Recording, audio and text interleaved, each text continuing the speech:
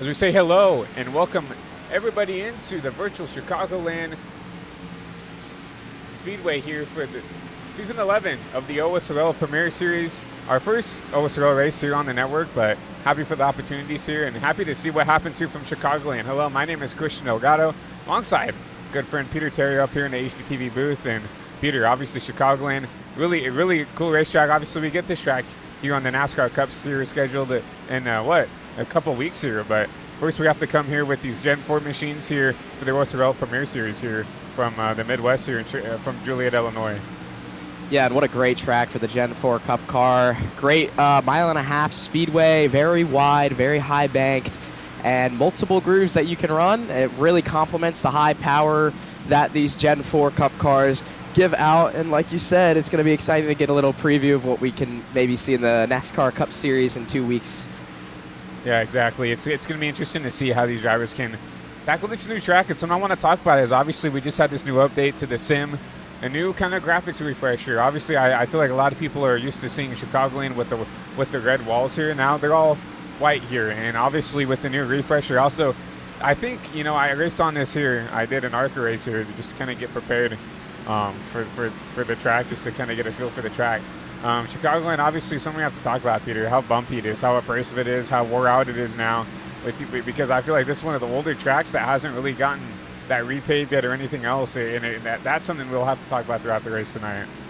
Yeah, tire wear is going to be a big part of the night tonight, especially with how easily these Gen 4 cars can burn up the tires on and that magnified by the abrasive Chicagoland Speedway surface. And you got to remember also, the backstretch is curved. It's slightly curved, but it's still curved. You're almost never going straight here. Yeah, exactly. That's why we call it the backstretch here at Chicagoland. Never really going straight unless you're going down pit road. So it's going to be interesting to see how these drivers tackle it. Obviously, you talked about that, Peter. Multiple grooves here. You can go up there, run the top. You can go down there and run the bottom, maybe save tires, paint that white line. It's going to be interesting to see how these drivers take to the track. Obviously, you talked about tire wear. Talk about this Gen 4 car with how, differently it drives and how they're going to have to manage it compared to another car that we usually drive through at Chicagoland. Yeah, and looking through practice, drivers saying car's tight, saying it's loose, saying that it seems like it could go on a long run and then all of a sudden become unpredictable, which is just the nature of the Gen 4 car.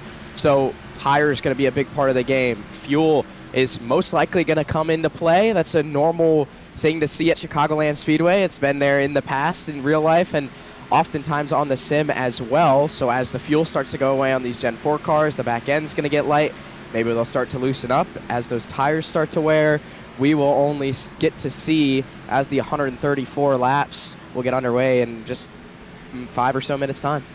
Yeah, it's going to be interesting to see how things shake out here as we get an opportunity to. Obviously, we do not have a points graphic for everybody, but I think me and Peter can talk about the point standings coming into Chicagoland. Obviously, we look at Braden Movick, top of the board there, and he's been dominant throughout the whole race this whole season night. 4 wins on the season for that number 42 PCR with SKS Motorsports Club there with William Schmidt and that whole company with SKS. Braden Movick leads the points into there. Josh Chen right behind him, looking back there to P2. William Schmidt, one of those SKS teammates back there in P4. Ashley Kamalix, she's actually looking really quick in practice tonight back there in P4. Jonathan Oates rounds out your top 5 here in your point standings going into Chicago.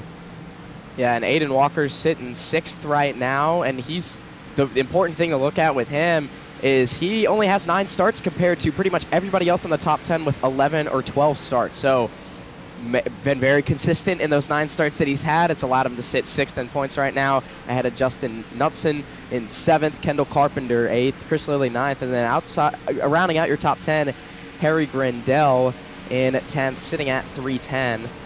I think the most important, one of the really big things to look at here, going back to Josh Chin sitting 2nd in points.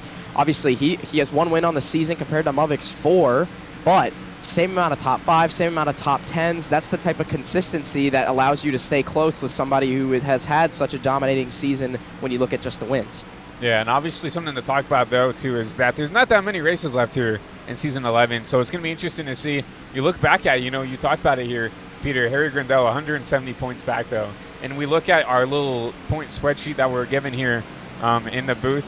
We see the top, it looks like the top 5 drivers maybe in this yellow column, which makes me think that these are probably the only drivers who are in striking distance to Braden and that 42 team. Everybody in red, it looks like probably mathematically eliminated here in the last couple of races. I'm not sure how that works there with Sim Racing Hub, and then obviously I believe since we're in the chase, everybody 11th on back there. You look at Diego Roland, everybody else further back here eliminated from any championship contention.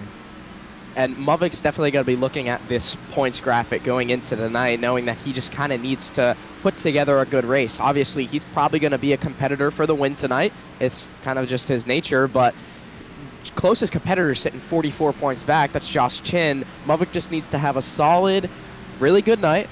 Just keep it clean, keep the nose clean, and finish the race. We've seen many seasons get blown up by just rough finishes towards the end of the season when the leader has such a big gap. Yeah, it's going to be interesting to see what Braden can do right now. We see him back here 16th in practice. Definitely not the practice I think we expect out of the 42 team, but it's going to be interesting to see how he can adapt here in the qualifying. You see his, PCR/SKS teammate up there, and William Schmidt, he's up there inside the top 5. Not a surprise to see him there. A consistent, top 5 to top 8 driver everywhere we go. But taking a look at our team's standings, we've been talking about them all practice on. SKS and PCR, they lead the points, 586 points. Further back, you see the Kiani Freilich Ray Racing team, 96 points back. And then rounding out your top 3 is the team Painter Williams Racing, 103 points back. Yeah, SKS has had a pretty great season so far. The gap back to Kiani Freilich Ray Racing is a bit of a big gap, but I don't think it's impossible to close in a little bit. Obviously, SKS, though, having a great season. But the battle on for second and third is pretty tight between those two teams, and also Uprise Motorsports. Yeah, obviously Uprise looking up, and I feel like, once again, it's kind of, I would say that top 5 is where the only teams that are going to have a shot to get the SKS there. You see Skyline back there, rounding out your top 5, Skyline Boulevard Racing. Everybody else, 200-plus points back. I don't really think they have an opportunity to get there, but I think it's time to go down trackside here, take a look at some of your fastest drivers here in practice. Looking at this 22 right now, Ashley Kolonix. Hopefully I'm saying that right, Ashley, but this 22 team looking pretty quick here in practice. P2 on the board there, that 30.130 for that 22 team. Yeah, and she's sitting about 300ths off of your current fastest time, Jack Painter in the 97. Pretty tight top 5, I would say, throughout. Drops back just a little bit outside of that, but it's going to be a really tight race based on what we're seeing here in practice. Lap times are pretty close together, and watching when I got into the session, seeing looks like you can have a little bit of pack racing, especially on these restarts. I think it's going to take a minute for the field to fully spread out. And then once you see that tire wear and fuel kind of come in and drivers calm down a little bit, you'll see the field spread out a little bit. But I think that you have the opportunities for these restarts to be pretty chaotic with the tight racing that we might see. You're looking at William Schmidt, your thumbnail car for tonight's broadcast. P5 being out on track. This is when we went to the 79 for specifically. He's the first car on track that is, on track, right? These faster drivers. So actually, let's run on board with this number 79 and take us around here. And you can already see the bumps here in the 3 and 4. Yeah, and they go all the way down the backstretch, too, which can be a bit difficult with that wall curving a little bit. It can catch you off guard at some of those bumps. You see Schmidt's going to pull into the pits. He's going to take away the fans' chance to actually see a lap around here. But those bumps, like you mentioned, they can really throw a wrench in things. And with the, the connected rear suspension in these Gen 4 Cup cars and the big sidewalls on the sides of the tires, that they do kind of eat up the bumps pretty well, but they can still really disrupt the cars, especially on the long run. Yeah, you see right on board with Cole here in the number 3 machine. You see it. It's not like in some tracks where there's a big bump. You think about like Nashville Fairgrounds. You think of like Las Vegas where there's a lot of bumps there in the 1 and 2, right? It is bumpy everywhere you go here. You see the 42 or Mavic ahead of there. Smoke up ahead, going to try to avoid the carnage there. Not going to make it happen. He's going to fly on the back of there. But, yeah, just so bumpy, so abrasive. This is why we, when we talk about tire wear, this is the kind of the track I always think of when we talk about these mile-and-a-half, cookie-cutter mile-and-a-halves, where tire wear will matter, which is how bumpy, how abrasive this track can get. Yeah, it's really one of those mile-and-a-halves that tests the endurance on the drivers because of how much they have to manage pretty much every single thing in the car. All 4 tires, the fuel, it's all going to be really important that you're going to have to manage. Right now, watching Cole Freilich go into turns 1 and 2, you see he's using the bottom side compared to Forland, who was running the top. You're getting to see those different lanes, and I think you're going to get to see those as soon as the green flag drops. You'll see practice come to an end here. Jack Painter, the boss man up, going to be leading into the practice here, going into qualifying. That number 97 car looking pretty quick right now, but getting ready to go into qualifying. Peter, 2 laps, 5 minutes here for these drivers. What's the outlook here coming in the qualifying? I mean, the important part is, make sure that your tires, they're going to be cold here, and a lot of the power can take a minute for the tires to come in. You might not even really have time for them to fully grip up. So it's going to be making sure that you can make it all the way around in 2 laps, not only be fast, but keep it off the wall and keep the car going straight. Someone I want to take a look at eye out here is Aiden Walker. We talked about it. Only a select amount of starts and still up inside the top 10 in points.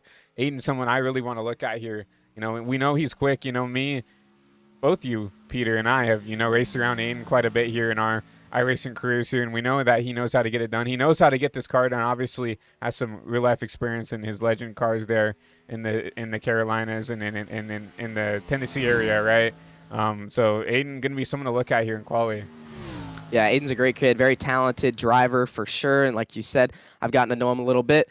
Have not gotten the chance to race him in real life quite yet, but yeah, you can see he is going to start the first lap, but it's not going to quite track, obviously. He's maybe doing a bit of a cheese. I think he might be doing a little bit of cheese. I hear him revving this car as high as he can here into 1 and 2. And is there something we have to look at here for all the rest of the drivers here? Maybe going to try to just get these tires up to temp there and then go for a flyer here on the second lap. I don't know. A lot of other drivers look like they are going for it. Cole Freilich's currently powering down the back straightaway on his second lap. So I don't know, Aiden Walker, if he has a different strategy, but multiple cars right now giving it all they have around this 1.5 mile Chicagoland Speedway. Yeah, looking on board with Kendall Carpenter on his first time lap here. Remember, 2 laps here for all these drivers to set a solid lap time down. Kendall out of 3 and 4. Across the line, we'll see if he cuts down to the apron. He does. First lap for Kendall, 30.739. Probably a little bit want a little bit more out of that. P11. Now back to P12 for that 20 machine. Quickest on the board right now just got set. Ashley Kolonix with a 30.342 in the number 22 machine, carrying over that speed from practice. Jonathan Oates sits second right now, only 8 thousandths back in the 73 machine. And then top 3, Jack Painter with a 3.75. And that is your top 3 as it stands so far. Carpenter. P3. Able to go a lot better. Carpenter with a 30.365. Good lap from the 20 machine. Mo Perry slots into 5th with a 30.378. William Schmidt on track here for his coming to his first time lap here. 2 minutes left in qualifying, so plenty of time for Schmidt. Plenty of time for everybody else to set a lap time down for tonight. Look at some other drivers we couldn't catch here. Obviously, we look at Szulczewski. He's sponsoring the race with the Szulczewski Motorsports 150 tonight here. That number 18 machine, he sits P12. Spencer Madden back there, P13. And other drivers continuing to set some lap times down. Schmidt rounding turn 4 onto the front straightaway. It's going to cut down onto the apron. First lap for William Schmidt, 30.514. It's good enough for 12th. We'll see if he can do better on lap 2. And we've noticed that you run a little bit quicker on lap 2. I don't know if maybe it just takes, that first full lap to get up to speed here, but we see Schmidt pointing into positive here on this lap time. See him run the bottom here. We'll see if he can beat that first time lap. And part of it's definitely also the tires heating up on this second lap. A lot more grip coming into these cars. Second lap for Schmidt, 30.374. 4th quick on the board for the 79. A good lap for William Schmidt there in that number 79 machine. P4, Josh Chen, still sitting in pit road. I don't think he's going to set a lap time here. Marcus I think Smallman. he got. Oh, he I did? think Chin, No. Yeah, Chin set a lap, but it was only good enough for 19th. And I think his second lap, he had to abandon. So Josh Chin, who was second place in points, he's going to be starting from the tail end of the field. Yeah, back there in P19, and we do see that 30.6 here on the board there. P19, looks like two drivers deciding not to qualify. Your points leader, Braden Movick, Madeline Roden, back there in the 60s. So Braden also going to have an uphill battle for that number 42 machine. And, maybe that's what he wants. He can either, he can make his choice here to sit back, which I don't think he will. It's Braden Movick, and, get the points, or he can make the charge to the front and give us something to talk about. Give us a good storyline in this one. We'll see if Braden Movick can charge to the field. Qualifying is done. Ashley Kalanick's quick time on the board, 30.342, pole position. Yeah, a good lap for Ashley. We saw the speed in that 22 during practice. Showed it during qualifying. Just has to get it done in the race tonight as we see the go to sunset down, even more as we will be doing a sunset race here. Sun will continue to set as we go tonight here in tonight's race. And drivers starting to get up on the grid. That sun is going to change a lot of how this track functions. Lap times are definitely going to speed up as the sun sets and the lights come on around the speedway. But it's not like they're starting in the bright sunlight. Like, they definitely are going to be able to predict it a little better. It's not such a drastic change, but the track temp is definitely going to cool down as the night goes on. Yeah, it's going to be interesting to see how this track changes throughout the race to most likely give them more grip to the cars, which is only going to improve the racing throughout tonight's race here for this 134 lap dash here from Chicagoland Speedway. Waiting on some more drivers to come into the grid here while we get the opportunity to. Peter, what's your race pick for tonight? Who do you think is going to get it done here tonight from Chicagoland? Well, I mean, I think that, and sorry if I were to steal it from you, but I feel like it's the obvious pick currently so far. Ashley Kalanick's really quick in practice, quick time in qualifying, pole position, a lot of speed in that 22 car. I think she is going to be very hard to beat tonight. Yeah, Ashley, really good pick there. I have to root on the side of Chaos. Really good friend of mine as well. You saw him from the back. I think he's got the willpower to get up towards the front. I'm picking Braden Movick to get up towards the front. He's getting back up there towards the front. He's going to get his 5th win of the season tonight. So those are our two race fix favorites. Kalanick in the 22-year pole. First place and last place, quite literally, our two race picks here. We'll have to see how those come out to be, but time to go through our unofficial starting grid here tonight from Chicagoland. We see Ashley Kalanick. We saw that pole. Good lap for her. Jonathan Oates in the 73 are going to be that row 2. You can look further back here. Third, we'll go to Kendall Carpenter in that number 20 machine. William Schmidt, the SKS machine back there, rounding out row 4. See back there in P5 is going to be Jack Painter. And Mo Perry in the number 31, back there in 6th. 7th, we'll go to Josh Lilly in the number 48 machine. Isaac Johnson in the 33, back there in 8th. Rounding out your top 10, Harry Grindell and Sirius Gorge back there in the 89. Starting in 11th, Justin Knutson, and on his outside in 12th, Corey Rexford. For row 7. In 13th, Cole Freilich, and on his outside, Marcus Smalden. Starting inside row 8, Trey Patton, and then on his outside, John Zalewski. Cole Forland's going to be starting 17th, and then Spencer Madden in 18th. And for your row 10, 19th and 20th, Josh Chin, and on his outside, Nolan Sanford. Rounding out tonight's field tonight here, looking further back, Diego Rowland in that number 29, Aiden Walker. Remember, didn't set a lap time there. And then rounding out tonight's field, Braden Movick and Madeline Roten back there in the 60.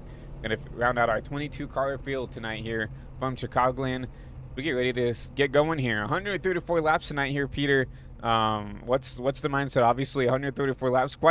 I would say a decent amount of laps here for these drivers to, get settled in, try to figure out where they want to put these cars. Yeah, it's a lot of time. I think you're going to see a lot of drivers be very careful at the beginning of this one. Don't want to overstep the boundaries, make the car slip too early, and then, possibly burn up your tires and enter a long run where maybe not everybody's going to be super aggressive here. You don't want to get in that situation where your tires are done and you are just completely out of it for the next 50 laps until you can get a caution or maybe a green flag pit stop. Obviously, it's going to be interesting to see how these drivers decide this first run. I feel like, for me, the way I always approach every track that I go to is this first one is kind of a learning experience for everybody. Like, how can you learn what the car wants you to do, right? What the track wants you to do, because you can go in there expecting a lot, especially going in from practice and everything else, and then something completely different happens, right, to the car, and the handling changes in a complete different way. So I feel like, this first run, if we can get a good, long run here, this will be a good learning experience for these drivers to get going, figure out what the car wants as we go from, evening to night here from Chicagoland. Yeah, it's going to be a big feel-out thing, and I think that's where your pick, Braden Movick, might actually have a little bit of an advantage, because if he makes that run through the field on this first run, he is going to experience pretty much everything you can in 30 or so laps. So maybe besides having clean air, that might be the only thing he doesn't get to experience. So he'll have a lot of that going into the second run, where maybe some of these guys haven't quite had some of the battles, seeing how their car handles towards the back compared to being at the front. Braden Movick, he might get the opportunity to do all of that, and that could really benefit him as this race gets into the latter stages past 100 laps complete. Yeah, it's going to be interesting to see who can come from the back, because we have some drivers out here that can drive through the field. You look at Josh Chen, did not have the best qualifying. You look at Aiden Walker, did not set a lap. You look at Braden Movick, did not set a lap. Those drivers know how to get up there, run up towards the front. We know that they can get it done, but obviously, the further they get up towards the front, the harder it's going to be, because we have a lot of also very, very quick drivers up here towards the front. That's why they qualify good. You look at the 22, the 73, Kendall, Schmidt, Painter, all up inside the top 5. These are going to be a hard task to, get around there if they can get back up here inside this top 5. Yeah, and I think that's going to make Braden and Aiden and as well as Chin, it's going to make their job pretty difficult once they get towards the front. It might be kind of easy to get through the field at the beginning of this one, and then you get towards the front of the field, and it's going to start to slow down. But we will see. We are rolling. We are about to go green for 134 laps at Chicagoland.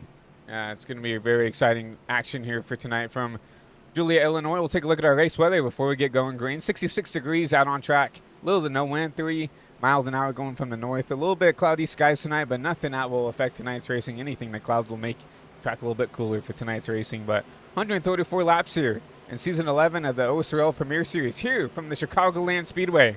See the pace car. Hard left turn down pit road. And we're going to hand the flag off to Barney as we're green here for 134 laps from Chicago.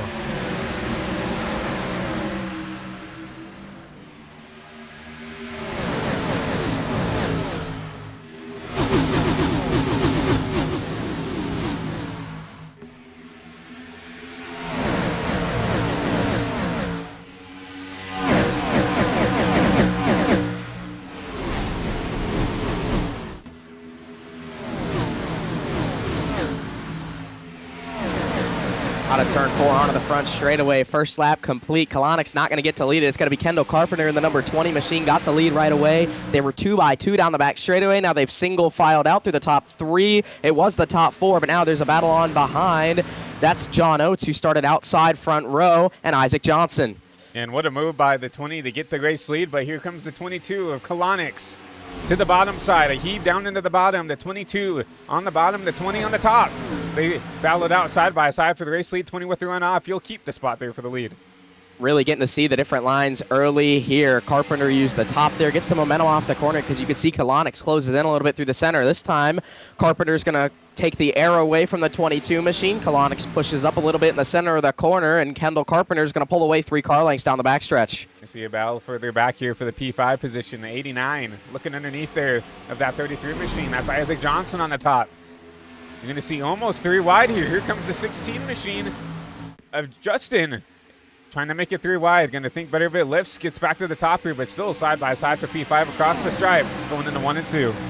Yeah, Gorange on the bottom in that 89 machine. Knutson thought about the 3 wide move, thought better of it, and decided to back out. Now kind of just waiting in the wings to see if anything happens for this battle with 5th. Now it's actually going to be between Knutson and Gorange, as Johnson was able to pull away and secure 5th down the back straightaway. But look at the top side. Justin Knutson is using it to his full advantage, and he's going to get 2 for 1 in the same corner. Yeah, what a move by the 16 to get up there with that forward. Jump up to the top, and remember, we talked about the abrasiveness of this track. You can use these tires. I feel like you can be a good and aggressive here these first couple 5, 10 laps here, but then you got to figure out where do I want to be to save these tires here for this long run. OSRL is known an exception for maybe the short tracks and the road courses for having these long flag, green flag runs. And that's where you start to see the best of the best start to drive through the field. If you're that 16, how much further do you want to use that top side to make up some track position before you're fine settling in and just trying to maintain the car? Yeah, and you're starting to see a top 2 breakaway for the 20 and 22 machine. And the third car in line is William Schmidt. He's closing in just slightly a little more on that one. I got to think Schmidt, very professional driver, very conscious of his tires. Going to be a little careful here early, making sure, you know, he knows he does not need to push up there and get the lead now. He's very fine driving in a little bit of dirty air. If it just means that his tires will be that much better than the guys ahead of him, Schmidt, I think, is obviously tire saving a little bit here. Yeah, and I see Schmidt. He's running. He's not really getting down to the bottom. He's running as he does it now. Thanks, Schmidt. But he was running about a lane higher off the bottom there. At least in the 3 and 4 that last lap. I'm interested to see if he's maybe just trying to experiment, trying to feel the track out here. You see once again, now he's going to try the bottom. We saw him run that middle lane there, maybe down to the bottom, just trying to experiment where that car wants to go. Yeah, and finding the lane you want to run now, finding the lane where the car is the most comfortable, because, you know, you get down to the last 30 laps, sure, you can start to muscle the car around a bit and use those tires a little more, but first 30, you're going to want to do what the car is comfortable doing so that it doesn't slip those rears any, or the fronts for that matter. And I think he's finding that a little bit now. He's dialing his car in a little more because he's starting to close back in now on Ashley Kolenix, who is kind of losing some ground to Kendall Carpenter, actually pretty big time, rolling out of 4. And you have to think about the dirty air here in these Gen 4s. Is that starting to affect Ashley here in this 22 machine, right? Has had to sit behind the 20 of Kendall, and Kendall was super good. I'll say one of the best restarts here in the race. Kendall up 2 spots there, started in 3rd, jumped around, got the race lead, starting to pull away. But you have to think about Kendall. Is he pushing now with this clean air? They try to get away. And are they going to, and is the rest of the field going to start to slinky back towards this 20, later maybe 20, 25 laps into this run? Yeah, and time will tell. And you got to think for Kolenix, obviously had the very fast 1-lap speed, 2-lap speed for qualifying, and had a really fast lap in practice, but now it's a completely different skill set of trying to be as easy as possible while still maintaining that kind of speed. But I don't think it's anything to worry about right now. Nothing to panic, because Kolenix is still holding a pretty solid gap between her and William Schmidt, and kind of almost stopped the bleeding now to Carpenter as well. I don't know if Kolenix maybe just made a slight bit of a mistake, slipped up coming off one of the corners, but that gap hasn't grown a ton in the last lap. Yeah, you see Kendall kind of stabilizing there, about half of a second gap over the 22 of Kolenix. Schmidt, about a half a second behind the 22 machine, right? So everybody's starting to find their way forward and looking further back, right? Melvik still in the chaos here, trying to find their way through. You see the blinking number. It looks like, one machine, Patton, trying to work his way around here. And we talked about it. Braden, very uphill battle, trying to get up through the field here. And we've seen not only Braden have an issue here. You look at Roden back here, very talented driver in their own right. And Walker even as well has not really been able to make up a ton of spots there. Braden only up 4 spots from the start of the race. Yeah, and I think out of all the drivers we talked about at the beginning that had to start towards the back, Josh Chin, he's up to 11th. He started 19th. He's been able to really cut through the field pretty well in the 93 machine compared to Mavik and Walker, and he's doing a fairly good job of it. The only thing you have to worry about, actually contacting the wall a bit ahead of him there, that was probably a bit scary for him. That was the 15 machine of Cole Freilich got into the wall right ahead of Josh Chin. He had to check up a little bit there, but back to what I was saying, Chin doing a fairly good job. Mavik maybe taking a little easier. Obviously, he's going to probably have a little bit better tires if he plays that strat. You got to wonder, where is Josh Chin going to be sitting in 25 laps when these tires start to level out a bit? Now looking up here at Chin now, he's up inside the top 10 now. He's driven his way up into P9, right? And you see now, a little bit of contact further up. It's Gorringe and Smalden. A little bit of contact in the 3 and 4. That's going to chew them all up. But what I was trying to say is you see now the top 9 kind of single file, right? Everybody else further on back. Still double file, almost, I wouldn't say holding each other up, but obviously, sitting side by side, that does slow each other down. Everybody else up inside the top 10 now, single filing out, trying to find their pace, trying to be patient with each other. You see the battle back here outside the top 10. Chris Lilly in the 48, looking underneath Cole Freilich for that 10th place spot.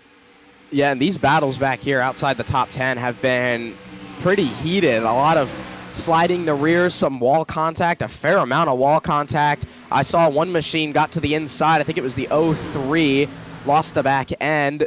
Coming out of turn 4 about a lap ago, shortly after that Gorringe contact happened. That was Corey Rexford lost the rears. So you're starting to see some of these guys in the dirtier air really struggle with their rears a little bit.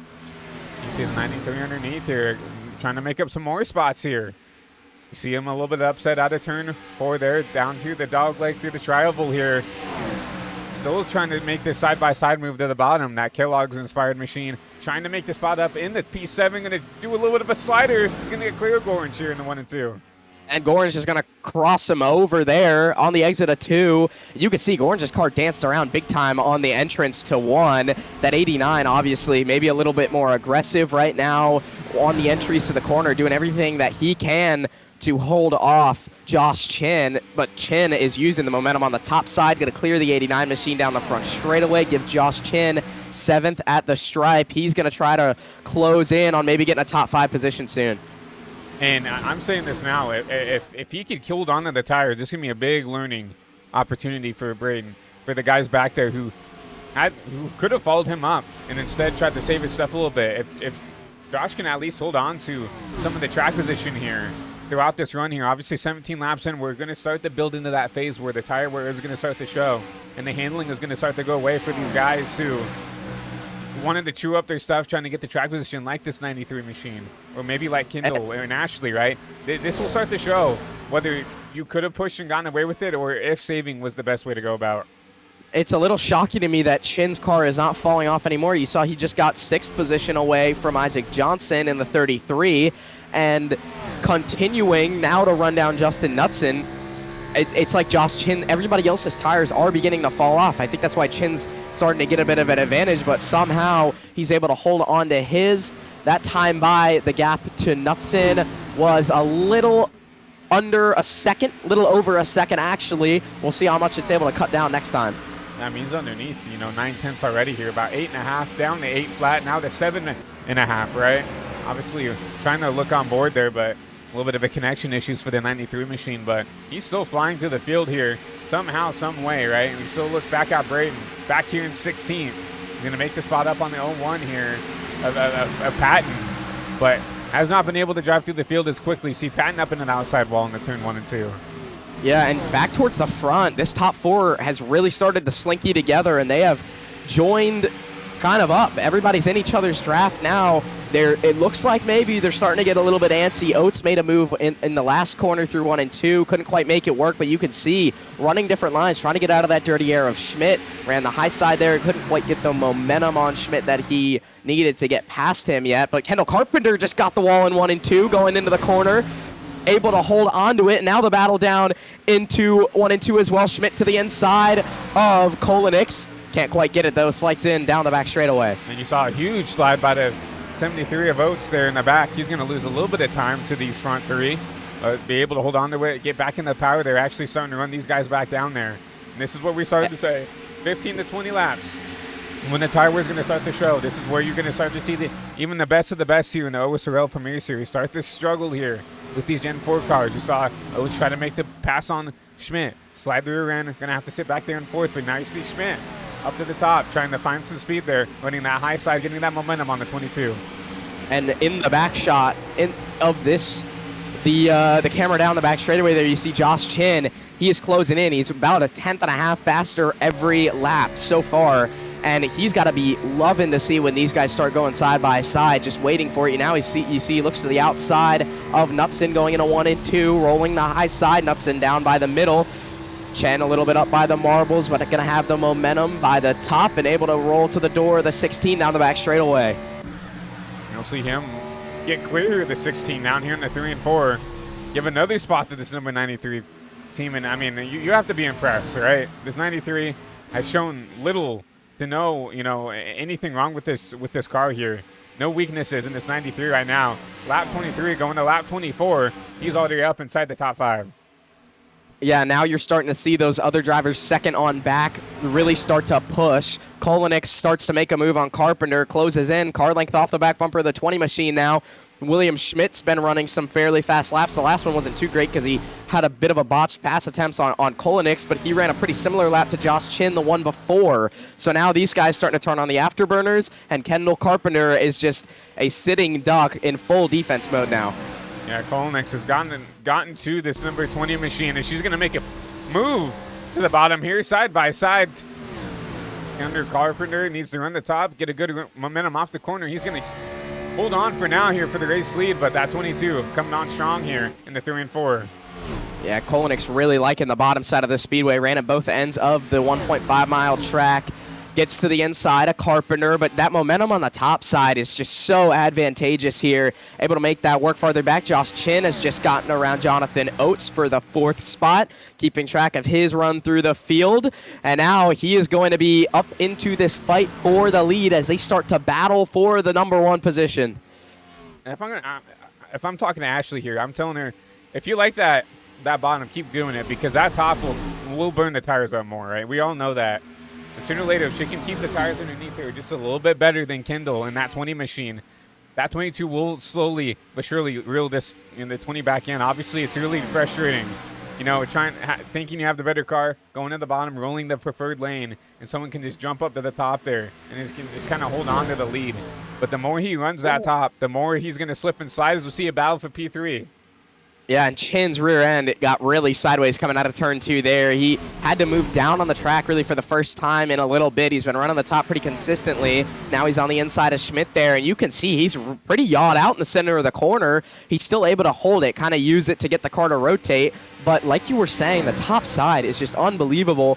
The way that these drivers are able to hold on using the top. It seems to be the faster lane, but maybe not quite as good for the tires. William Schmidt gets sideways, able to save it down the backstretch. A big loss of momentum for the 79. He'll drop right in that hole there, and between the 73 and that 16 machine of Justin there. He'll drop back to P5 there, a slide out of the 79. There's a battle for the race lead. Kolenix right there once again. Yeah, and Kolenix trying to do everything. I bet you Ashley would like to get this pass done on the bottom as much as she can, but she might need to use the top. These two are just absolutely in a dogfight right now. Carpenter gets sideways coming off a 2 down the back straightaway. That actually opens the door. This is the first time Kolenix has been able to enter a corner side by side down into 3 and 4. They're wheel to wheel in the center of the corner. And Kolenix with the better move in the end of the corner. Now she's going to have a little bit of a better advantage. They're going to try to squeeze up the 20 there. 20 trying to squeeze her down. Side by side going to 1 and 2 once again. That side draft in these mid-2000s NASCAR Cup cars is a big deal. It can really slow them down a lot. That time, man, Kolenix still not able to make the pass work. Carpenter gets back to the lead on the high side, and here's Josh Chin. Chin goes to the top, follows in what was the tire tracks of Carpenter, but Carpenter goes down to the bottom to take the air away from Kolenix, and that's going to really stack them up on the edge of the corner. And here comes Josh here with a huge run down here in the 1 and 2. On board with the 70 and with the 93 machine. You know, Josh likes his top. The very top here. Even Kendall's not going to go up there as much as he did, but he goes up higher. He's going to have a way bigger run there. They're going to try to stay side by side here in the 1 and 2. Down in the 3 and 4, still side by side for your race lead. And this is an opportunity to almost shake Kolenix out of this one. If they can kind of shuffle her out on the bottom side. Kolenix still really holding strong. And now to the inside goes Josh Chin, 3 wide for the lead here at Chicagoland. Chin is going to still hold it strong on the inside. The blinking might be a bit of an issue here. 3 wide out of turn number 2 there. Kendall Carpenter still somehow holding on to this race lead. But Kolenix, Josh Chin, I think they have a little bit better car right now. This seems like really hard to pass here. You see now Jonathan Oates make his way into this battle a little bit as they're all stacked up, trying to battle for the lead there. The 73 starting to reel them in just a little bit there, back there in 4th.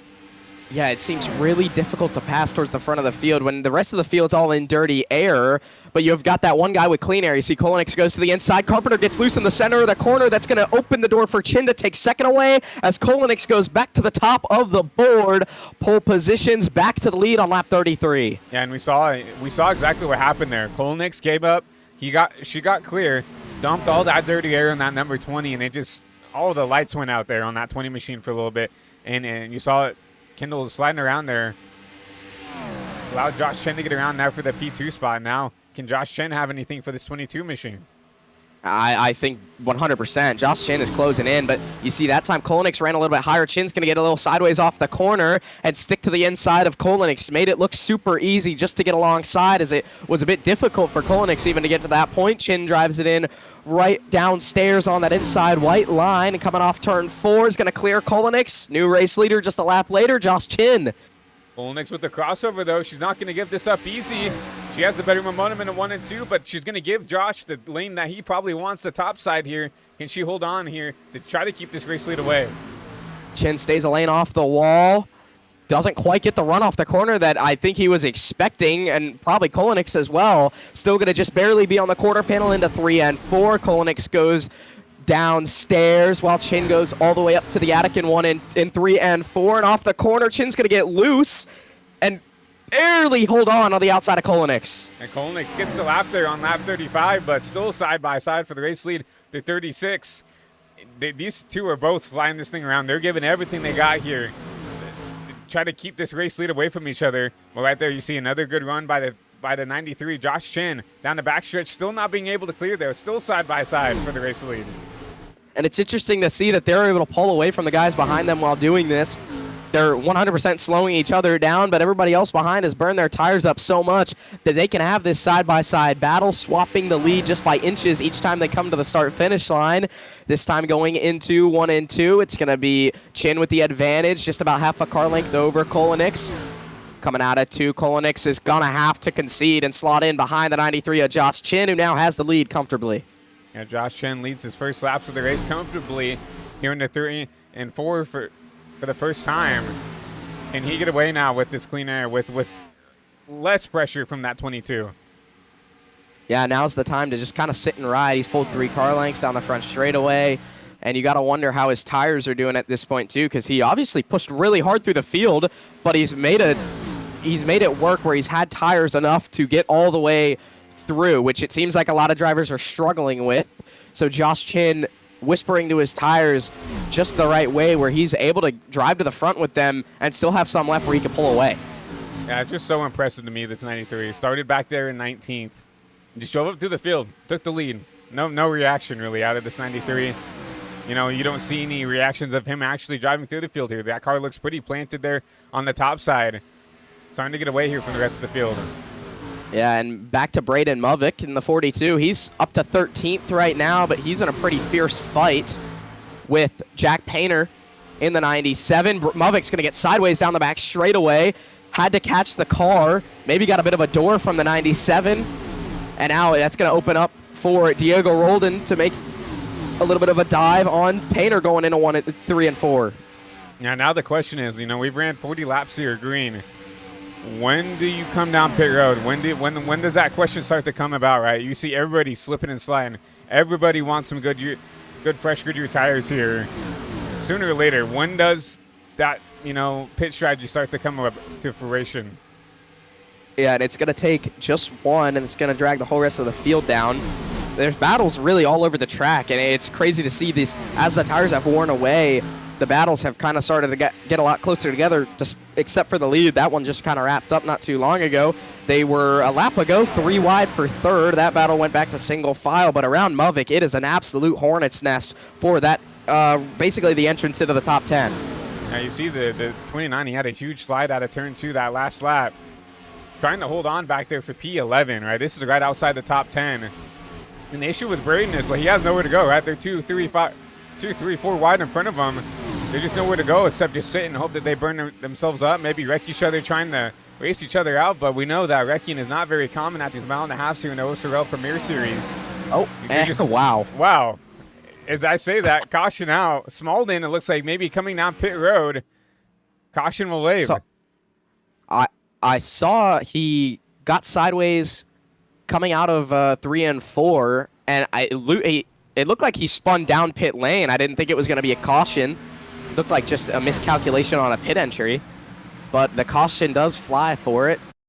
I'll go back here. Yeah, it just looks like he was going to be that first guy we're talking about coming down pit road here, and he's going to lose it here on entry.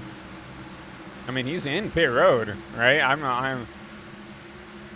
Little shocked that caution came out. Yeah. But regardless, that's going to allow everybody to kind of get stacked back up. They'll have an opportunity here under caution to come out and take some, fresh Goodyear Eagles, top off on some Sunoco race fuel, and kind of get a reset point here. We should be going back to green here, on lap 46, lap 47-ish. So a good 45 lap run here for these drivers here in this first stint. Yeah, and should be the whole field coming down pit lane, led by Josh Chin and his amazing drive through the field on the opening 42-lap run. Chin's pit box is going to be pretty close to the beginning of pit lane because he had to start towards the back, and he's going to enter it now. And I'll allow Ashley Kolonix to lead the rest of the field down pit side here. Cannot afford to miss the box here. You got to be clean in, clean out. I think everybody did a good job here. Out of these front 5, they have a clean entry.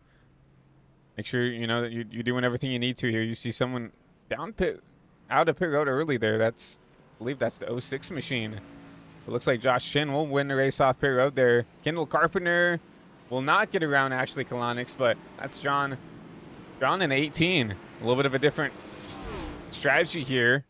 He's going to win the race off pit road here. I think he missed his box. Possibly, or taking 2. I don't see John Szulczewski. No, the conversations in the driver's chat sounds like he did not take 2. Yeah, I'm looking here in timing and scoring here. It says that he does not have a time for being in the box. So by the sounds of it, he might have missed his box here and just decided to drive through and see if he comes down pit side here. I mean, he'll get a lap led. I don't know if he will, because he's going to have to come down pit road here. That'll cycle Josh Chin back to the lead. But, yeah, I guess a ill-timed mistake here for the 18. Luckily, it was under caution, right?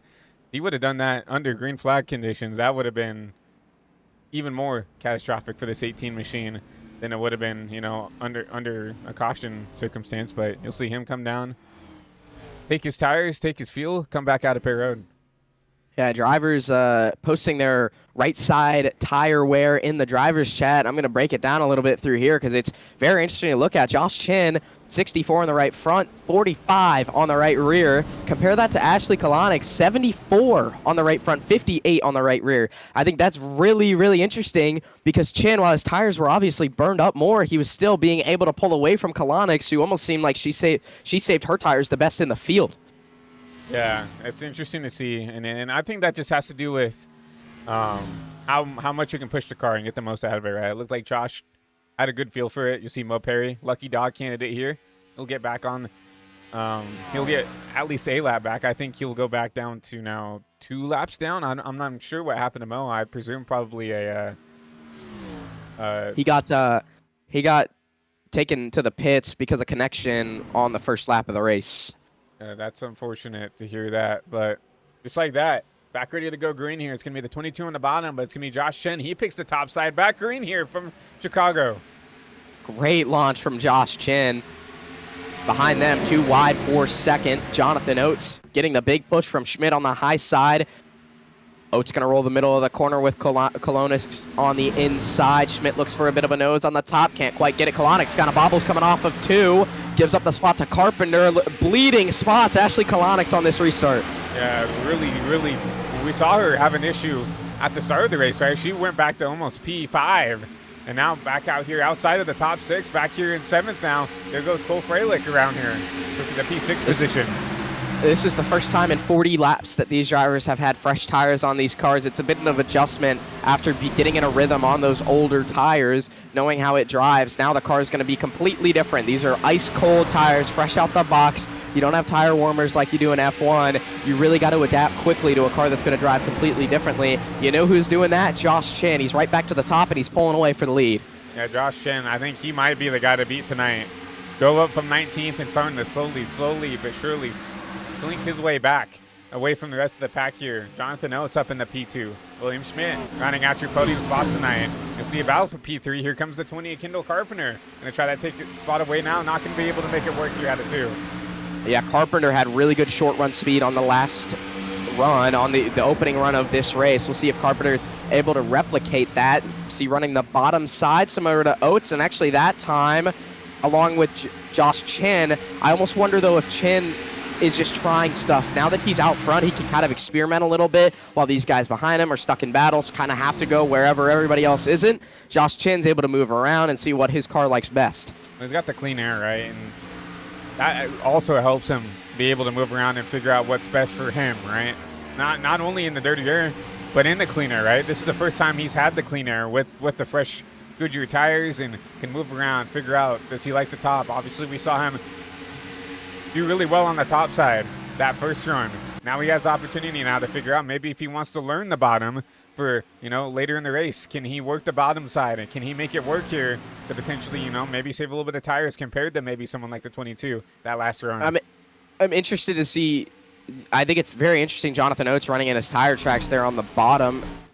Probably a tire-saving measure, but you see Schmidt running the top side. I think the speed there is on the top, and I don't think it's necessarily an absolute killer to your tires because Chin literally ran it to get through the field pretty much. So I don't think it's that much of as big of an issue as it would be compared to the bottom.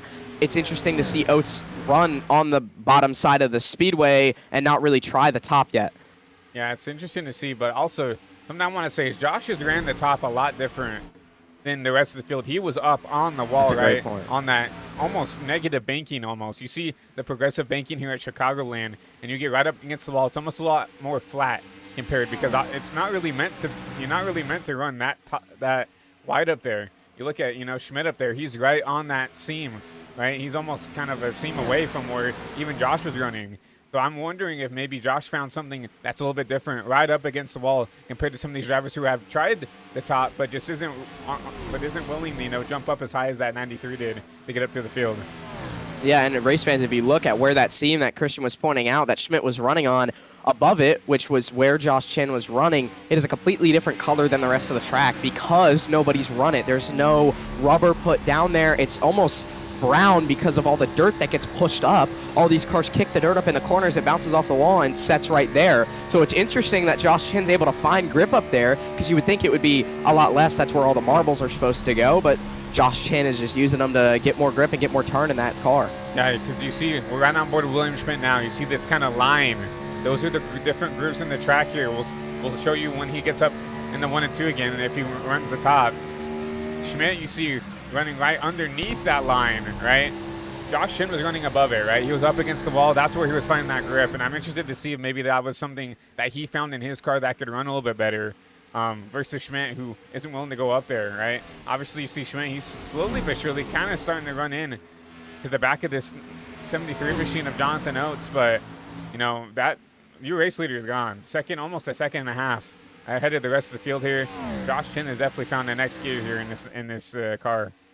And the interesting thing about the run that he's having right now is he's not, per lap, he isn't that much quicker. That lap, he was pretty on par with Schmidt. Actually, Schmidt was about 200ths quicker, so they were pretty even. The lap before, Chin was only about a 10th quicker. So I think he's just kind of slowly chipping away. That's what the best tire savers do, is they don't try to get big chunks of time. They know that they can be just that little bit faster, slowly pull away and save the tires as you do it. And then that leaves everybody behind you scratching their heads because it doesn't look like you're running that much faster, but 20 laps later, you're a dot in their windshield.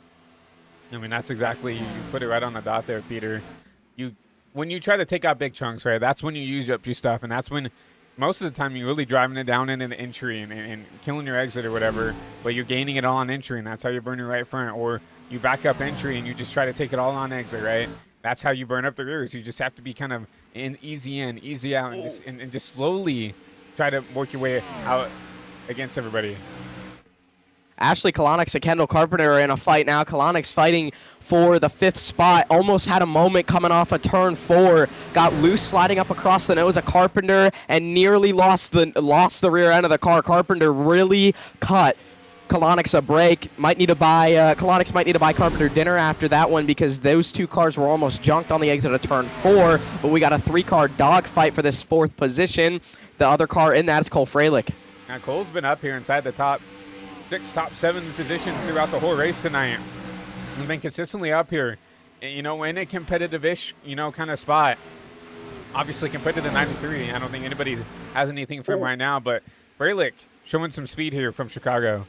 And really kicking the rear out, coming out of turn 2 there. But able to make it work around Carpenter. The nice thing about these Gen 4 cars is they get sideways, but they don't burn as much speed when they're sideways compared to some other cars on iRacing, and they're able to kind of hold that yawed out position a little better. And that makes it so while you get sideways and, yeah, you're probably heating your tires up, probably not good for the long run, you're not going to burn a ton of momentum compared to something like a next gen. Yeah, obviously, I mean, we've seen it, you know, in real life in the past, you know, when these things were on track. You would see these drivers, they yawed out. And that's, you know, where the best of the best came. You look at Tony Stewart, you know, a dirt racer who knows how to yaw a car and get the most speed out of it. He was so successful in the Gen 4 area. You know, won a championship in this car, right? And that's where you start to find the speed, is these drivers who know how just to get that little bit more out of the car on rotation, on entry, just to get the little bit of the yaw out and actually take advantage of it without tearing up the tires. Yeah, it's a completely different skill set to what drivers are used to racing nowadays. Pretty much a whole different series almost, it feels like, with all the changes that have come in the last 25 years or so since this car was introduced.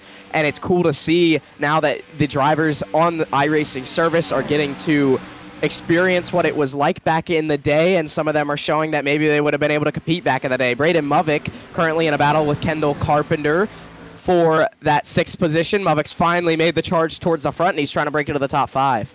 Yeah, Braden did a really good job on the restarts, taking advantage. I think he learned from his mistakes from the initial start there. That he can't really afford to just drop back and just hope that he saves it better, right? And try to drive through the field. You see now he's on the attack. We see Braden being himself, right? On the attack, being aggressive to try to make up spots here early. And then we know he's got the ability to hold on to a car that does not drive the best. I think that's what he's trying to do this second run. Yeah, I think that's where Braden stars, is on the offensive, when he can go full attack like he's doing right now on Kendall Carpenter, ducks to the inside in 3 and 4 on that inside white line, really all the way on it. Put the left front on that white line, uses it to grip up and wrap around the corner and take 6th away. That is where Movick is so good, being able to be on offense. Would prefer that over having to sit back, and he's making it work right now. Next car on the chopping block for him is the 15 of Cole Freilich, and that would put him in the top 5 if he can get that spot. Yeah, I'm not going to be surprised if he gets up there and takes it there in that Dua Lipa machine. Obviously, Braden, a big Dua Lipa fan. Really cool to see this car out on track. I haven't been able to see this Gen 4 out on track here before, but we know Braden going to be driving a little bit extra hard there for the primary sponsor, but back up to the race lead. 2.5 second gap here for Josh Chen in this number 93 machine. This 93 has just found something different on rails here in this first half of the race. But look at the lap times. 31.128 for Josh Chin, 31.197 for Jonathan Oates, 31.177 for William Schmidt. Not even a 10th faster per lap, Josh Chin, but he still continues to pull away. It's that slow, methodical approach that is allowing him to get this huge lead right now. And it makes it so hard for everybody else to catch up because he's running the same laps as everybody else. So he's pretty much burning the tires the same amount as everybody else. So you have to pretty much beat him on pure speed because you're not going to luck into his tires being any better or any worse. He's got that clean air ahead of him. He doesn't have to worry about pushing on the fronts. Obviously, on the last run, it seems he burned his rear off a lot more, but he's making a lot of work with it right now. Battle on for 3rd between Kalonix and Schmidt. Kalonix gets 3rd away from Schmidt. And we saw this with Schmidt earlier in the race, right? She had some pretty good pace there, but fell off pretty badly on this, after, the 20-ish lap mark in the run. You just started to see the 79 really just start to give up a lot of pace here. You saw the 22 in front of him, a big slide out of turn 2, but now you're starting to see some of these other drivers with just a little bit more life in the tires start to run down these top 3. And Kalonix did it the last time. Now starting to actually get even a little more speed out of it, closing in on the cars in front of her. Last run did the exact same thing, got the lead back before Chin was able to steal it away just a lap later from the 22 machine. But it's almost like you can predict how these guys are going to drive just based off one run. Freilich got way sideways coming out of turn 2. That time opened the door for Movick. Side-by-side battle for the final spot in the top 5 going into 3 and 4. Yeah, Braden, he's like this bottom side this whole run here. I haven't seen him really deviate from the bottom side this whole run here, and you're starting to see why. Now side-by-side with Freilich here for the P5 position. Going to try to get clear in the 1 and 2. Not going to quite get clear with the run off the top. Now he will clear with a drive down in the 1 and 2. as the night has gotten darker and the track temps have cooled down a bit, I think that bottom side has really started to come in a lot more than the top. And you're seeing almost all the really fast guys moving down there. Josh Chin moved down, and he tested it out, liked it, stayed down there, and is running it, still running it. And now even drivers that were running the top for most of the run, William Schmidt being one of those, he has moved down to the bottom. So I think you're seeing that top side really go away as the lights get even brighter. Yeah, and obviously you have to think about, right, a lot of the fast guys were running up and using that top side. When you build up the rubber there, the grip goes away, right? You want to slide around on the top, and the more you rubber up a lane here, it's kind of different from asphalt to dirt, right? When you want to get a groove working, you got to go up there and actually rubber it in on dirt. But on asphalt, when you go up there and run and you see everybody going up and running one part of the track, it actually loses the grip, and you have to search around for something different. And I think that's a big reason why this bottom is starting to prevail a little bit more. It's because everybody's been up there running the top, making it a little bit dirty, and just taking the grip away up there on that top side. Mulvick clears Schmidt, that time going into 1 and 2, and now Freilich's going to try and close it on the back bumper of the 79 machine. Freilich continues to kick the rear end out pretty much almost every exit. I think he is, out of all the drivers I've been watching so far, he seems to be the most on edge, but he's doing a good job holding on to it. He's making speed with it. Yeah, I mean, like I said, and like you said earlier, Peter, you can kick out the rear end a lot more and get away with it in these Gen 4 cars, and Bull's showing you right now that you can get away with it. Keep the speed up, right? I'm just interested to see how the tire wear is going to be here in this number 15 machine down the stretch. You see him with a big run on the 79, going to look to the inside. Yeah, Schmidt is really bleeding time right now. Slowest car in the top 5. Opens the door for Freilich. Freilich holds strong on the bottom. They're going to be door-to-door on the exit down the front straightaway. We'll see if Freilich's going to use any of that apron. No, Schmidt's going to have the momentum on the top and still clear. Braden Movick was quick time pretty much all around the speedway that lap by. He's over a 10th quicker than Josh Chin right now. You see the 79 getting some aero packed on them by the 15. A super slide here out of turn 2. And that's the thing I'm seeing out of Schmidt. He's just too loose to run the bottom, and he just cannot make the time up on the top, right, compared to everybody else on the bottom. You see Schmidt now a 3-wide move. Here comes Kendall Carpenter for a move on the 79. And Freilich did a great job keeping it off of Schmidt there. That takes a lot of talent to be able to get on the brakes and really just stay right on the back bumper and not quite touch him going through the corner. It cost Freilich, though. He lost a ton of time to Braden Movick and the 3 cars in front. He has got now a pretty big gap, but that's going to allow Movick to do whatever he wants now and just set his sights ahead. Don't look in the mirror at all. Yeah, exactly. He can just set his sights on the 22 of Ashley here. Jonathan Oates up the road there to try to figure out what he needs to do. Like you mentioned, one of the fastest drivers on the track right now, and this is what I feel like, Braden almost needs a confidence boost sometimes to kick it up in the gear. There's sometimes where he'll just, as caution waves, Braden sometimes just needs that kick in the pants to get him up in the speed there, but caution will wave here late in the race. Looks like Chris Lilly around in the back. Oh, huge damage to the 48. Yeah, hard hit it seam. We're going to go to the HVTV replay. And Lilly rolling through 3 and 4 sideways and then overcorrect. So easy to do in these cars. Slides to a stop on the inside. Yeah, huge damage at the front end for that 48 machine, and we've seen some good runs out of Chris here in the past, but obviously the tire wear, it's tremendous here at Chicagoland, and if you just overstep the car just a little bit too much there, as you saw in the 48, easy to just get behind the steering there, and unfortunately you saw him overcorrect it up into the outside wall there on the front stretch right in front of your fans at home. And yeah, huge wreck here. Caution out again. Another kind of 30-40 lap run here. We'll bring everybody back down pit side. Yeah, now we've crossed over halfway too, so these guys are starting to close in on that part of the race where they need to focus on getting your last couple pit stops in. You really probably only have 2 more, counting this one, so this one's an important one. Josh Chin pulls into his box first. You'll see Josh Chin, Braden Movick in first. You'll see the 73 of Oates, the 22 of Caloric into their first 2 boxes, and it's kind of a cool change up here. We see 2 drivers who didn't qualify well at all up inside the top 4, and then you see 2 drivers who qualified 1-2 up here in the front. So it's gonna be interesting to see how these pit stops go. You see the 93, the 42 down and off pit road here. A little bit of a closer battle off pit road there. It looks like Josh Chen wins it nonetheless. Yeah, and Kalonix gets second, Movic third. Big loser out of that one. Jonathan Oates drops back to fourth. He was second coming into that one. So unfortunate for the 73 machine. He's going to be sitting behind the ball a little bit on this restart. And Kalanick's using that that first pit stall to be able to get out ahead of Braden Movic. Not sure if, I mean, honestly, even if she was in Jonathan Oates' pit stall, I don't know if she was going to beat Movic out. I think that first pit stall really helped her there. Yeah, you could definitely, I mean, and that's the advantage of getting up on the pole here, especially at these speedways, is you can basically just go as hard as you can out of the box there, not have to worry about speeding. You can just go as hard as you can with how the sim works, right? And she was able to pick up the spot on Braden there. But Braden makes a spot up there inside the top 3. Depending on where Chen goes, looks like he might pick the top potentially. He might be starting behind your race leader.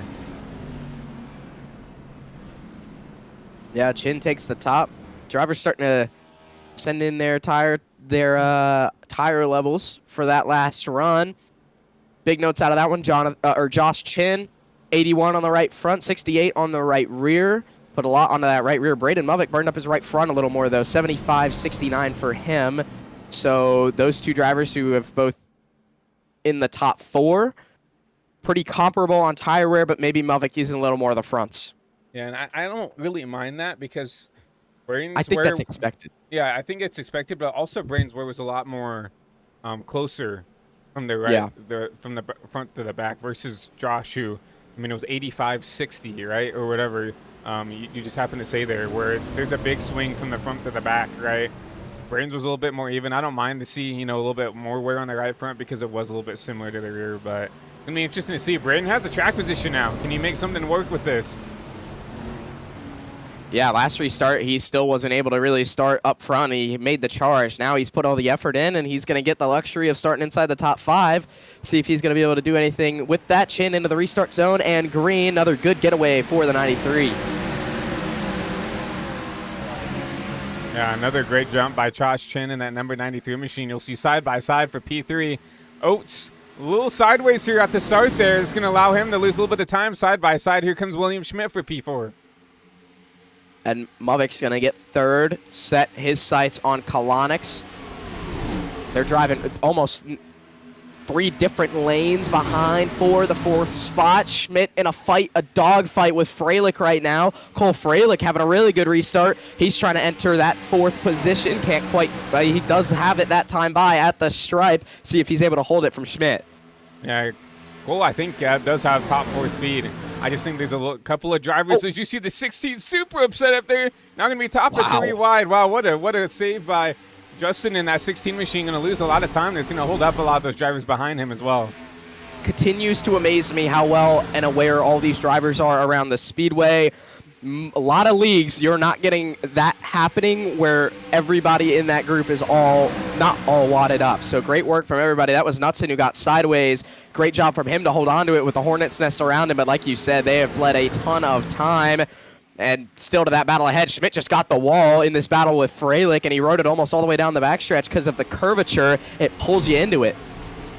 Yeah, you'll see the 15 driving into the corner there. He's going to get clear of Schmidt, put that dirty air block on there, kind of air grief to 79. So I'm going to look at this 33. He's up to 6th, up 2 spots from where he started. Took a big advantage of that 16 getting upset there. He's up inside the top 6. Yeah, Isaac Johnson running really good right now, and he's closing in a bit on this battle for 4th between Schmidt and Freilich as it continues to rage on. Schmidt did not waste any time, and that's exactly what Johnson's going to want to see. He might have a chance to enter this top 5, and who knows, with how these cautions have been playing out, could be in a prime opportunity, similar to how Braden Movic got up there, to be in a good spot if we were to have another pit stop. Battle still rages on ahead, out the front windshield of Isaac Johnson into 1 and 2. Yeah, so once again, Schmidt, he's ran the top for most of the race here, and you're going to see him run it again. You'll see, once again, Freilich not be able to make that pass work here in the 3 and 4. Now you'll see the 79 drop down to the bottom of the track there, trying to figure out. And I still think Schmidt, I think he's a smart driver. I think he's still trying to learn what he needs to do to keep this track position throughout the run. Yeah, Schmidt has seemed to be almost in defensive mode the majority of this race, and almost not struggled speed-wise, but just struggled to get away from other people and getting stuck in battles. He's probably just hoping he can pull away from Freilich here a little bit and close in on Mavic. But, I mean, Braden Mavic is kind of just sitting right now. I'm guessing he's saving his tires. Out of what we've seen before in this race where he was able to charge through on the last run, I'm thinking he's got to be saving the tires a little bit here because now's the time to do it. Yeah, I mean, he's got the track position. He's only got 2 cars out in front. Granted, he is about a second and a half behind your race leader, but still nothing. At least if I'm Braden, I'm going to be worried about right now. I mean, you still have the leader in your sights. You have P2 right there in front of you, just about half a second up the road. I'm going to just figure out what I need to do to run down that 93. And I would say if anybody has the pace to just outright go get Josh, it's Braden. But also I think it's smart to maybe out-strategize him on the tire wear, right? Try to be on the back end versus on the aggressive and just try to get back up. Yeah, I think that's almost your best option, but it's also not that great of an option because Josh Chin's tire wear has been really hard to read for the rest of the field. It's been hard for us to read. It seems like he's able to push so much more and save so much more at the same time, which normally those two don't go together, but Chin's making it work, and he's still, last lap by, he was about a 10th quicker than Ashley Kolonix, and Braden Mavic as well. That time, he lost a 10th, but he was still a 10th better than the guys behind him. Yeah, he's still by far the fastest driver in the field, and you have to think some of that has to do with the clean air, not having to deal with, the air grief of the cars around you, but still Josh putting on a phenomenal race pace right now. So I'm not going to go look back and not in the best of light here. 73 of votes. He was inside the top 4, top 5 all race long. Now all the way back to P9. Getting pressure from the 83 of Marcus Malden back here for P10. Yeah, and he had that loss of positions on the restart and got kind of put back a little bit. Similar around that area where we saw Knutson start to lose the back end of his car. So that really struggled. That really messed up the 73 a lot. And you could see these guys are in pretty much just a slide job city battle right now where they keep crossing each other over and aero griefing each other. And they keep taking air off, and they're just losing a ton of time. You can see Carpenter is in this fight as well. We saw tons of speed out of Kendall Carpenter. That time into the wall goes Knutson out of the corner. These guys are racing as hard as they possibly can, it seems like, for 7. I mean, you look at the guy in front there. I mean, you see Carpenter is contact between the two for the spot there, the 73 up the track. But you look up, further up there, I mean, the next driver is almost a second and a half now. These guys are racing each other so hard. I mean, you see Isaac Johnson, he's sitting back there pretty in 6th, just holding on to the car here, a second and a half up the road after all this battling. And look at that, Carpenter cleared them, and now he's got a 4-car length lead half a lap later just because of the battle that's going on behind Oates. I don't know if Oates is in desperation mode with the car just bleeding speed, but he seems to be pretty much in the only mode he can do is fight for every position. Hard car to the wall, down the back straightaway, the 52. Turn, that's Nolan Sanford into the outside wall. Car stopped on the inside as well. Spencer Madden in the 6. Caution will wave here for the 3rd time, and a huge hit for the 52. We'll go take a look and see what happened here to Nolan here down the backstretch.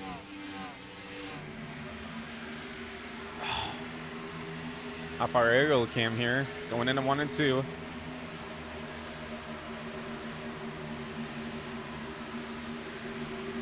Running that top. And just gets loose off of it, overcorrects just like you saw with the 48. You saw Aiden Walker getting in the back of him, and then 6 of Spencer, I think maybe just lost it trying to check up for the wreck here by the looks of it. We'll go on board with the 6 to see if he can show us what potentially happened with him. Looking at the inside of the 60, going into 1 and 2. He probably expects them to come down the track here. I bet you'll see that. And yanks it down the way that the 52 is coming off the wall. Yeah, exactly. Just yanks it down the track there. I think locks it down enough to barely keep it off the inside wall. So a good job locking it down there. No damage, no physical damage. Maybe a little bit of a, oh man, kind of moment there. But I mean, I presume, we ran 15 laps. Is that enough to come down yet? No, it looks like everybody else at least going to stay out for now. Only 15 laps on these tires. I was wondering, maybe do you see some drivers come down?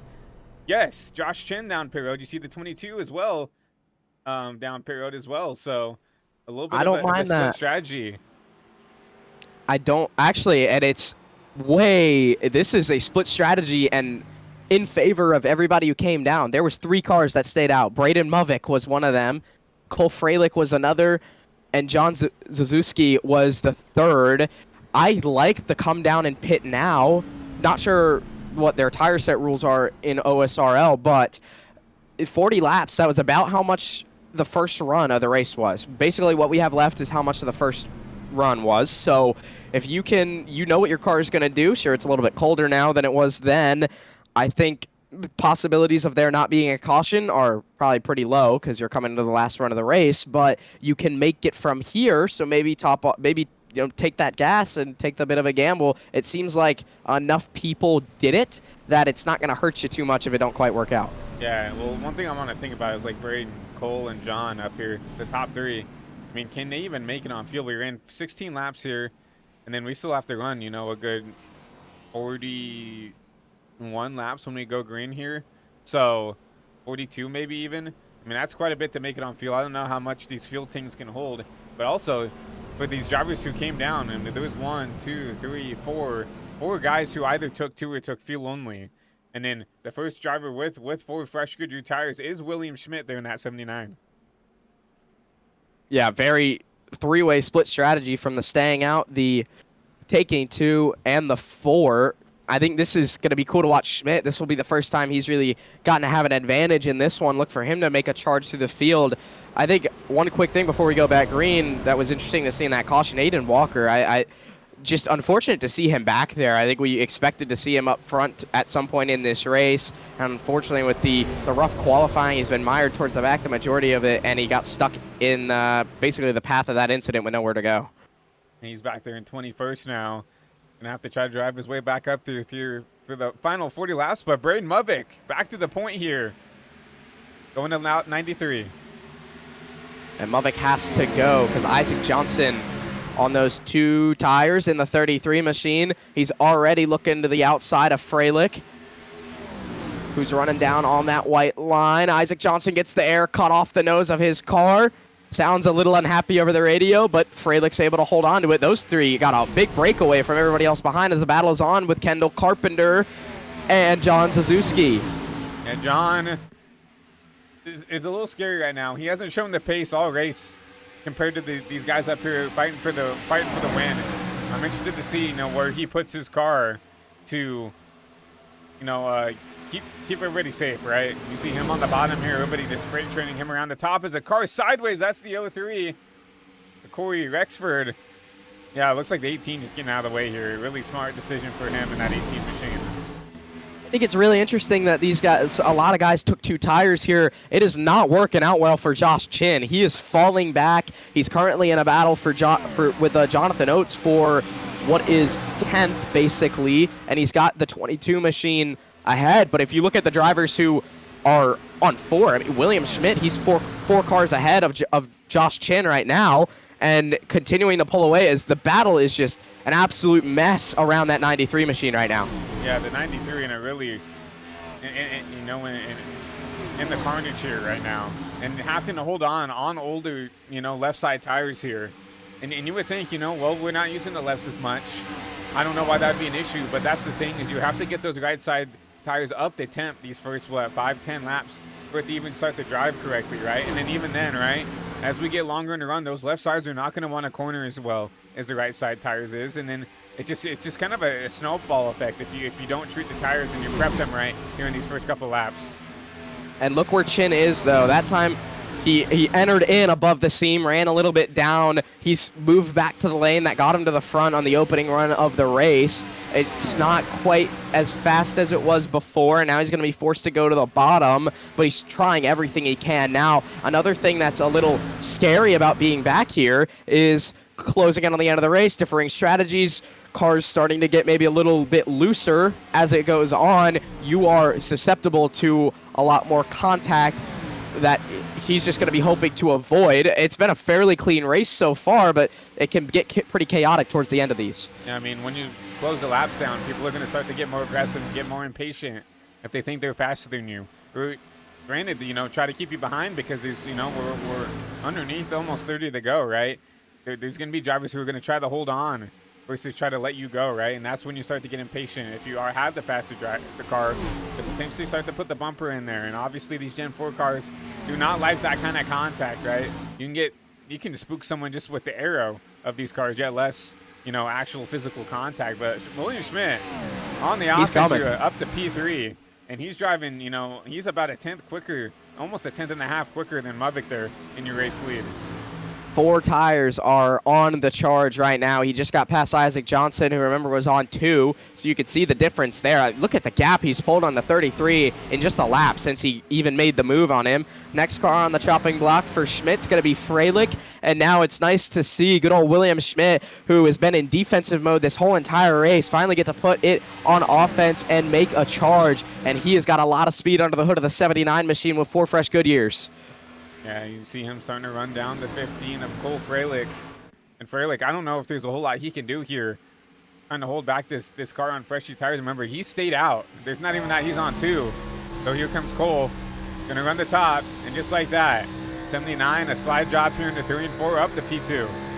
Didn't even need a slide. It ran his normal line and got it off the corner. That's just where Schmidt's car is right now. Next on the board for William Schmidt, Braden Muvik, your leader.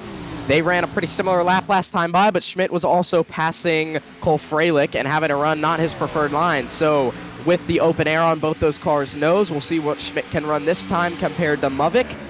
Into 3 and 4, Schmidt's going to run right around the bottom side of the speedway in the tire tracks of Braden Muvik. Yeah, Schmidt's definitely got the better car right now with the fresher tires, but Braden, you know that 79's coming. Right, what do you do? Yeah. Do you set yourself up for the long run? Do you try to save tires? Do you just try to manage maybe your strategy here? Maybe back to Freilich, who is on the same strategy, right? And then hope that, something happened to you. You think about also, the 22 of she's on the fresh tires as well, getting around the 15. So there's, 2 of the top 3 now on fresh Goodyear tires trying to run down the race leader. Yeah, and Kolonix, I think, is really interesting to watch here because she was fairly fast once you got 30 or so laps into a run.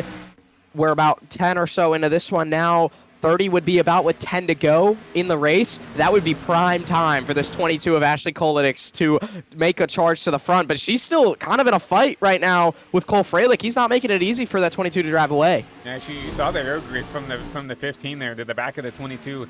Made that, 22 Camaro SS slide around a little bit here. And did not allow her to get away, right? Granted, she has the fresher tires, but she drives it down here into the corner pretty deep. She can afford to do that versus that 15 of Freilich. If she can just drive it into the corner, try to get away here on entry, I think the aero griefing will go away. But once again, the 15 drives it in there, trying to keep it a battle here for P3. Yeah, and it's almost just like he's pulling her back with an invisible string.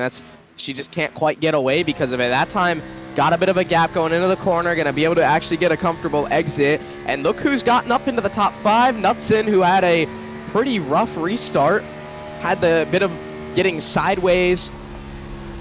Can't remember if that was the last restart or the one before that, but Knutson's made a bit of a charge now and actually entered into this top 5 battle. This no-tire strategy is not working too well for Freilich as the run goes on longer. Sure, he's sitting 4th right now, but he is bleeding spots more and more as the run goes. It's getting exponentially more. And you see the 16 make a move on his teammate there. Going to make the pass work there. They'll put him up inside the top 4. Schmidt closing the gap here, slowly but surely. Just underneath, half of a second back to the 42 of Muvik here. Muvik trying to do everything he can to just keep the pace up in this car, but Schmidt, fresher tires, just a little bit more pace here in this 79 machine. And I like what Schmidt's doing because he's driving, I don't think he's driving as hard as possible. He's just driving enough where he could still close in on Braden Muvik and have tires. He's not the fastest car on the track. Kolonix was faster last time by, coming across the stripe this time. Schmidt was barely faster than Muvik, compared to Kolonix, who was almost a tenth and a half faster than Schmidt. So not the fastest car by any means, but still closing in and making this fight for the lead a lot more of a reality. It's going to be interesting to see what Brandon does when the 79 gets to there. It's not if, it's going to be when. 79, fresher tires, faster lap time, just a better overall car right now. Braden, we know, is one of the best at holding on here on these older tires, but 15-lap bullet tires here at an abrasive Chicagoland Speedway here in these Gen 4 machines. It's a lot more of a different beast than you would see in an O'Reilly car or a next gen or even a truck, right? It's just so much of a difference in pace here. Now you see William Schmidt running the top. This is gonna where he's gonna make up the time here, running that higher side. And as he closes in, sure, he's gonna get that air dumped on his nose, but if he gets close enough to Muvik, he can almost play some offense with the aero and make a bit of a try to upset Muvik's car. I mean, we saw it with Kolenik's trying to get around Freilich. It was incredibly difficult just because Freilich was just barely close enough to pull Kolenik's back in. Schmidt's going to get a run coming off turn 2 and close in. Car length off the back bumper of Muvik. Huge run for the 79 going into 3. See what he does here into turn 3. Use the top. Runs that middle. Gets a little bit sideways over the seam. Has to chase it a bit. Loses a tiny bit of time. Still going to have a bit of momentum with the draft down the front straightaway, but not quite able to get to the outside of it quite yet. See if he can do it in 1 and 2. You see Braden driving it into the corner there. Now it's up to Braden. What can he do? Can he jump up and cut the dirty air off of the 79? No. He actually gives the lane to his teammate here. Remember, these are 2 technical teammates here. So I expect Braden to be a little bit more passive, trying to let this 79 go. And if he's faster, I think Braden might just let him go by here. As you see, he's going to actually clear it. William Schmidt up to the lead here the first time in tonight's race from Chicago. Yeah, I don't know if Muvik's giving him that lane down the back straightaway if they're not teammates. That was a lot of respect, letting Schmidt, giving him the lane that he needs, that he just barely maybe have had, made the judgment call and gave it to him, but Schmidt's now starting to pull away a little bit. That's not really what Kolenik's wants to see, because she was maybe hoping they would get in a little bit more of an intense battle, because now she's got to be faster than William Schmidt if she wants to run him down. It's not going to be easy as we close into 23 laps to go. Well, yeah, you have to kind of read the room as well if you're Kolenik's, right? You know that those 2 are teammates. You know that Braden isn't going to put himself in a spot to, get wrecked, right? He's leading the points. He cannot, put himself in a bad spot to get a poor finish, especially racing his teammate, right? And putting the 79 and the 42 in a bad spot. So, honestly, out of a culture standpoint, I think it's just for the best that the 42 just lets him go. I think obviously we know Braden wants to win more than probably anybody tonight, but he also probably won't be, mad at a P2, P3, P4 finish after the strategy call he made tonight. As you started to see, actually, Schmidt, you got a little bit sideways there as we were talking about Braden. Kolenik's not being able to close in the gap like I expected that 22 to do. Yeah, and who's really struggling to close a gap? Josh Chin. This is a complete shift from what we had seen earlier in the race. Pretty much the first 2/3 of the race, Josh Chin was the car to beat. He was absolutely dominant, but now he's got to the point where those 2 tires, I don't think were quite the call that the car has been a little bit different than he expected with that call, going for the 2. And it's really thrown a wrench into the works. He sped up his lap times a little bit that time. He was the quickest car in the top 5, but the laps prior to that, he has struggled to be on similar pace with William Schmidt. He might finally start to feel the car out a little bit, but maybe he spent just a little too much time on the top. Yeah, and you have to think about now. We're now at the 20 lap to go mark, right? He's about 2.5 seconds back from your race leader, William Schmidt, with older tires on that left side of the car, right? Does he even have enough time, even if he is faster, to get back up to your race leader, or even up to the Muvik and Kolenik's here in this podium spot? I think the answer is no, to be honest. Josh Cheney's been fast for sure all day, but he's going to need something a little more than just green flag racing. He's going to need a caution if he wants to get back up there. And you see 55 and 116 laps led. He's had a pretty solid race, has Josh Chin. And like you said earlier, pretty much 40 laps into this one, seems like he was going to be the car to beat. But now he's been stuck behind the ball, and he's just trying to play pickup at the moment. The unfortunate part is if you look at points, sure, it's top 5, good points today, but the guy he's trying to close in on is 3 spots ahead of him in second. Yeah, and this is what I love about, NASCAR and just the way the racing goes, that you can have the best car, but if you make the wrong strategy call, you can throw any good finish that you potentially had, or at least like even a couple spots away, just from a lack of judgment or a poor, strategy call. You look at, Braden, who I felt like this might be a net positive for him, staying out and maybe holding on to a P2 spot, because that 22 has not been able to run him down. I don't think he was going to get to the race lead with the strategy calls he had tonight, right? I don't think he might have been able to get the P2 as he was going to start. He was starting P3 on that restart, but I don't think anybody was beating Josh Chen, except Josh Chen, really, with the strategy call. Yeah, and the one thing I wonder about Mavik is fuel. He's 42 laps in on this run, still have 15 or so to go, a little more than that. It's going to be tight. I think he will be able to make it, but I mean, only time is going to tell here. Mavik doesn't seem like he's in ultra save mode or anything. He's still keeping a pretty even gap to the car in front and behind him, so that would give me the inclination that he's good to make it, but you never know. Well, and we know Brandon's really good if he wants to save the tires at saving the tires. I think that's what he's doing right now, right? He's going to have to go about 60 on the dot on fuel here. So, and, you know, I'm wondering, you know, can Braden even go back and run down the 79 in this 22 if he saves his stuff enough, right? There's going to be a time where the tire wear is going to start to, you know, kind of equalize here, right? With you know, the drivers in front of him and behind him now, 30 laps on his tires. He has 44. Now 40, going to 45 laps, right? That tire wear is going to start to slowly but surely, you know, level itself out. Does Braden have it in him to potentially go back and run down his PCR teammate? I think William Schmidt right now is kind of in a bit of a save mode as well, though. They're running, like Braden Mavik, last time by, he was quicker than William Schmidt. But I think Schmidt is kind of doing everything he needs to do to stay exactly where he's at. Hold the gap. Don't make it really too much smaller. Don't let anybody get right to your bumper, but don't pull away so much where you've burned all your stuff up, especially this late in the race. You're not going to be able to undo what you have committed to right now. That is, you better be committed, because there is no way of going back with 13, 14 laps to go. So I think Schmidt might be playing a little bit conservative here, especially knowing he's got that teammate as a buffer. Yeah. I've just been looking at the 79, and he's really sliding this rear out a lot. I don't know if this is a lack of handling going away in the 79, or if this is just the way he wants to drive it. But there's been a couple of times I've seen him really yaw out here throughout the corners here, and I think that's allowing the 42 to get close in, and that's even allowing, you know, the 22. She's still within striking distance of both these two drivers if they make a mistake. Yeah, you're right. Schmidt is very sideways. Oh, Mavik's pitting. Braden Mavik's in. Couldn't make it on fuel would be the guess. And I would say right there, remember, we started that green flag pit cycle around lap 45, remember? That's when the 83 Smalden came down. Was that, what, lap 42, lap 43, right?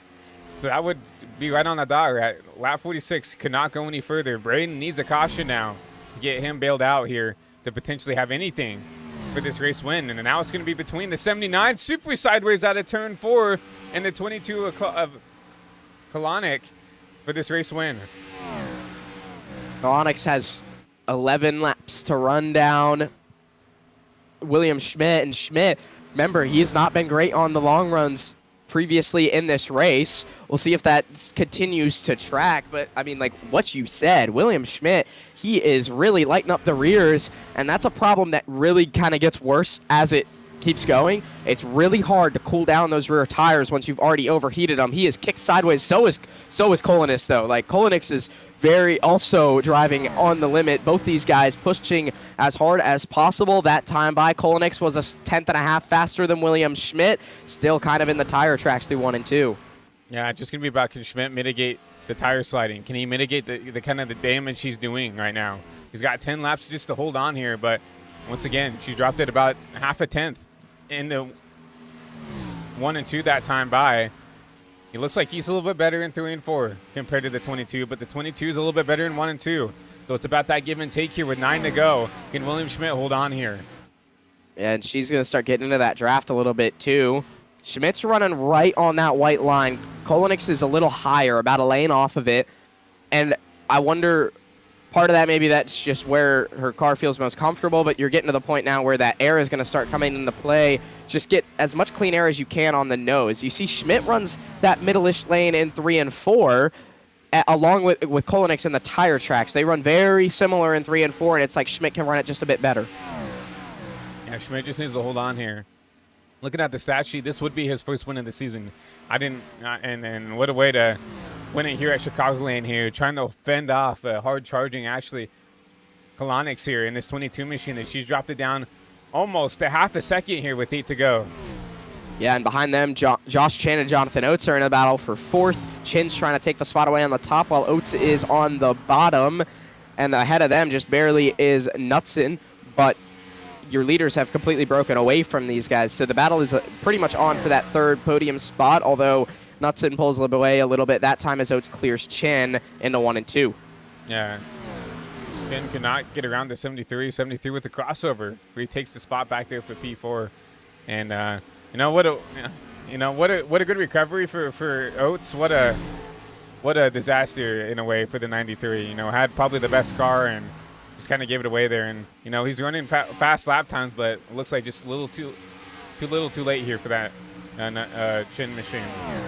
Yeah, now your leaders have caught lap traffic, so Schmidt just is navigating the 89 machine of Walker. Yeah, 39. That's also a teammate. So 39. You have to think that Walker's going to try to get out of the way here, but force Schmidt to drive it into the 1 and 2 there to get clear. Walker, will he give any trouble to the 22? No, he'll just get out of the way of Kalanick's here, and Kalanick's all the way down now underneath 410s here with 5 to go. Yeah, I would say Walker gave Schmidt a lot more trouble than he did Kalanick's. Now Schmidt goes to the middle to top. That's the first time we've seen him do that in pretty much the last 10 laps. Kalanick's closes in a little bit with the advantage of that. Under 0.2 of a second now into 3 and 4. Yeah, Kalanick's, we know that she knows how to run that bottom side, especially a lot better than really the drivers who run the top. Now you see Schmidt up to the bottom again. He'll put a little bit of a gap on here with Kalanick's running in the middle, though she's going to have a huge run down here in the 1 and 2. This time Schmidt goes to the bottom. Kalanick's runs where Schmidt was last lap by, towards the middle. Off the corner, Schmidt slides up a little bit up towards the wall. Kalanick's going to have a bit of momentum using that top side. Pulls to the bumper of the 79. Defensive goes Schmidt into 3 and 4. Really defensive onto the bottom. Slides up a bit. Air on the nose of Kalanick's coming out of 4. The bumper to the back of the 79. It's on now. I think Schmidt started to get a bit sideways, and Kalanick's, we're too late in the race. Kalanick's just wasn't going to really check up much more than she needed to make that move work. Now to the inside of Schmidt in 1 and 2, to the top the 79. Down the back straightaway, clears Kalanick's once again, but this fight is on for the lead, coming back to 3 to go. Yeah, 2 to go. Schmidt, if he wants to be defensive, I think he's got to run this top side. We've seen how hard it is to pass when you run in the top in a good way, but you see Kalanick's down at the apron, going to try to shortcut the track, going to try to get clear in the 1 and 2, not quite. Side by side for the race lead with 2 to go here from Chicago. Kalanick's paints the white line in 1 and 2. Schmidt on the high side, hanging strong on the quarter panel. Schmidt bobbles coming off the corner, has to chase it. Ashley Kalanick takes the lead away. Started on pole position, and now she leads at Chicagoland, coming back to 1 to go. And William Schmidt, just not enough in the tank to hold on to the race lead here. Coming to the white flag. It's going to be the 22 of Kalanick's. She takes the white flag here from Chicago. Just going to have to make a 1.5 miles clean for the 22 machine. Middle side of the Speedway through 1 and 2. Don't be too aggressive. She was my pick to win at the beginning of this one before they even rolled off the grid. Got pole position, had a really good lap in practice, and now into 3 and 4. She's leading on the white flag. Kalanick's, what a run back through the field here. We said she had by far one of the best long run cars, and she's going to show it tonight as she gets a win here from Chicago. Jonathan Oates got turned down the backstretch on the last lap. Congrats to Ashley Kalanick. Jonathan Oates is fuming on the radio. He is up against the wall. The right front is torn off of the 73 car. Not sure exactly what happened.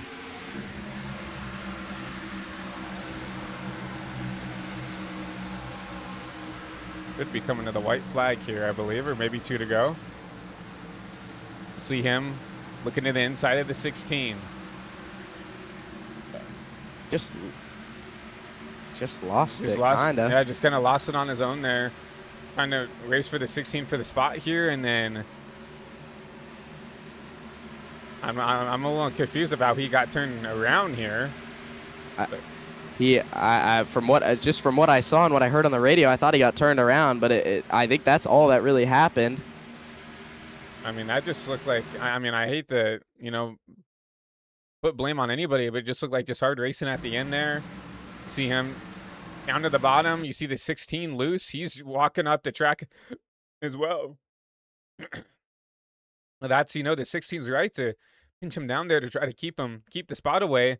Looks like he just made that contact and once again got behind on the steering up into the outside wall. Looks like the car is broken here. Obviously, he's going to hemorrhage a lot of spots here on the last lap, but I don't really see anything that, the 16 did wrong there. Obviously, he could have given a little bit more room there. But once again, it's the white flag. You're racing for the spot there. I don't really expect him to do anything different. Yeah, and I think the 73's anger was more targeted towards the setup, but is what it is. Ashley Kalonix picks up the race win. Gonna get her in the booth here shortly for the interview. See her down here on the start-finish line here. We'll see if we can grab our race winner, see if they're waiting on us. There is the driver, the number 22. Let's see if we can talk to her up here in the HVTV booth. Ashley Kalonix, it's Christian Peter up here in the HVTV booth. You got a copy? Hello. Well, first of all, congratulations on your win. What a battle between you and the 79 of William Schmidt there, in the last kind of 10 laps there. Obviously, you looked like you had a better long-run car than William all race long there, and we're able to, pass him there, going to the white there to get your second win of the season. Walk us through your race. Walk us through that intense battle with you in the 79. Oh, okay. The little backstory. Yesterday, same league, different series. We were at the Red Bull Ring, the ARCA car. I was running him down just like in this same scenario, and on the last lap, I got a pass on him to take the win away. So the fact that it happened again today is absolutely crazy. I cannot believe it. And I think that probably got into his head a little bit, because honestly, like twice in a row, I'd be kind of losing it too. Yeah. The deja vu there. Talk us through what it was like on the long runs there, because it seemed like your car really started to come alive 20, 30 laps into the run. I feel recently I've gotten a lot better at being a long run driver. I used to always be just a hot lapper, but as time's gone on, I really started to understand how the tires work. And hey, thanks to Josh, he didn't say anything to me. I just happened to be in second and follow him on one of the restarts and one of the runs and learn what he was doing different, and that really helped out a lot on that long run. And I just made sure I didn't overstep the rear tires too much. And walk us through the dynamics of, the tire wear here. Obviously, we saw, Josh have a lot of success on that top side there, and you just talked about yourself learning from the 93 machine. Walk us through the dynamics of how the tires wear versus that top side versus the bottom versus, where you can put that car to put yourself up for success here on these longer runs. If I actually explain how the tires work, we're going to be here for 25, 30 minutes. So I'm just going to say the short of don't slip the tires and try your best to drive it off straight. Biggest thing with this setup tonight, it was very tight, but the car would like to unload itself on exit, so you wanted to get as straight of an exit as possible. What I noticed Josh doing was he would enter really high, exit straight off low, and that was really helping a lot keep the rear tires underneath you. Well, you definitely did a better job than Schmidt. Obviously, well, what a poetic way to end it. Last lap pass there. Last week in this last race here in the ARCA series here for the OSRL guys, and then doing the same thing here. Not at a road course this time, but at a mile and a half here. So Ashley, congratulations. Second win of the season for you and this 22 team. Before we let you go, anybody you want to thank, appreciate, shout out tonight for your win here from Chicagoland? Hey, thank you to all my friends and all the people who have really helped encourage me over the past year. For many years in sim racing, I always got into my own head, so a lot of them have helped me calm that down, really give my confidence back, and this league especially has been a good ground for me to try and improve on myself without feeling stressed out every week. So I appreciate everybody here for that. Well, we definitely appreciate your time up here in HVTV booth, Ashley. Once again, another congratulations on a win tonight, and we look forward to seeing what you can do, not this next week, but in 2 weeks from wherever we go next week. But another congratulations, and we look forward to talking to you some more up here in the booth. I hope to see that too, and I appreciate you all putting on a honestly fun broadcast to watch. I honestly appreciated having it on the side. You guys were pretty good tonight. We definitely appreciate Thank the you. kind words, and hopefully we can talk to you some more. Thank you, and Yeah. good night. Yeah. Ashley Kalanik's second win in the season tonight, and Peter, I think you have the bridesmaids up here in the HVTV booth. We'll talk to William Schmidt, your P2 driver tonight. William Schmidt, it's Peter and Christian up the HVTV broadcasting booth. You got us? Yeah, I was mere seconds away from blowing my brains out on the waiting room ceiling. Yeah, I'm here. Well, happy we got you in right before that, and unfortunately coming up short again. And Ashley just told us that this was the second night in a row. Yeah.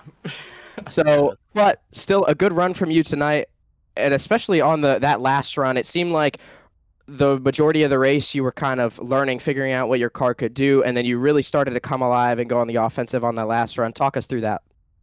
Yeah, I don't know. The car was terrible. I don't know what it was doing. It would handle really good, then it would just get really loose, and it's like I would try to cool off the right rear, and it just would not cool off.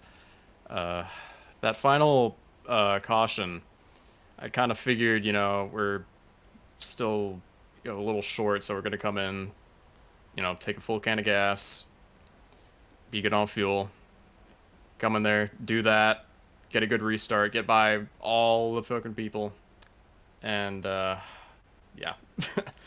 I don't know, my brain is mush right now, but yeah, those last couple of laps, the rears, they got so warm, and I just kept sliding them, and yeah, when Ashley caught up to me, I don't know, the dirty air was just so bad. I could not keep the car straight for the life of me.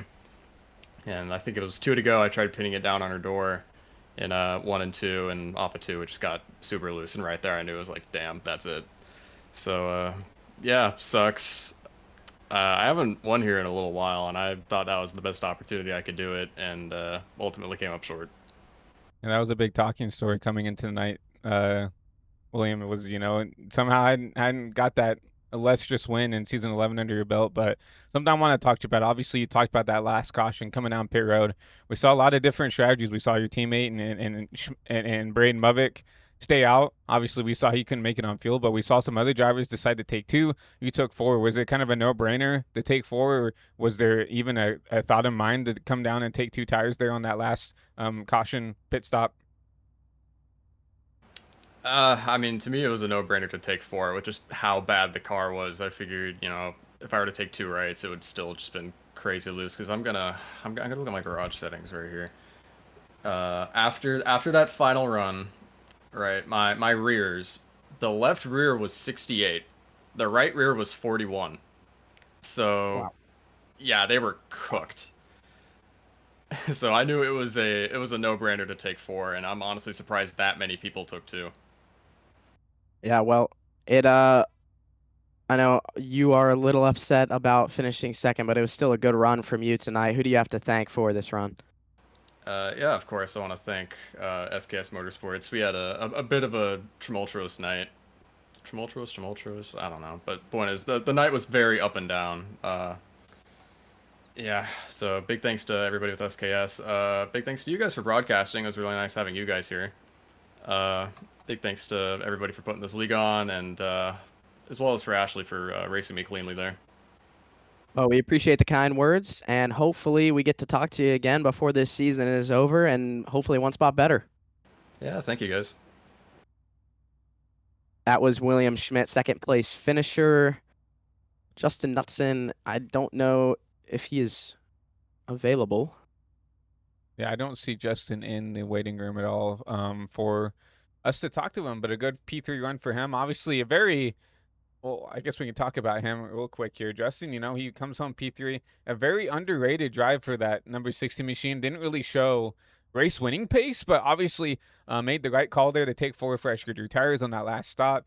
Took it, got through the carnage a lot better than a lot of the other guys did, when it came to having to drive through the guys on 2 tires, then obviously getting around, some of the other drivers who stayed out and all that stuff, right?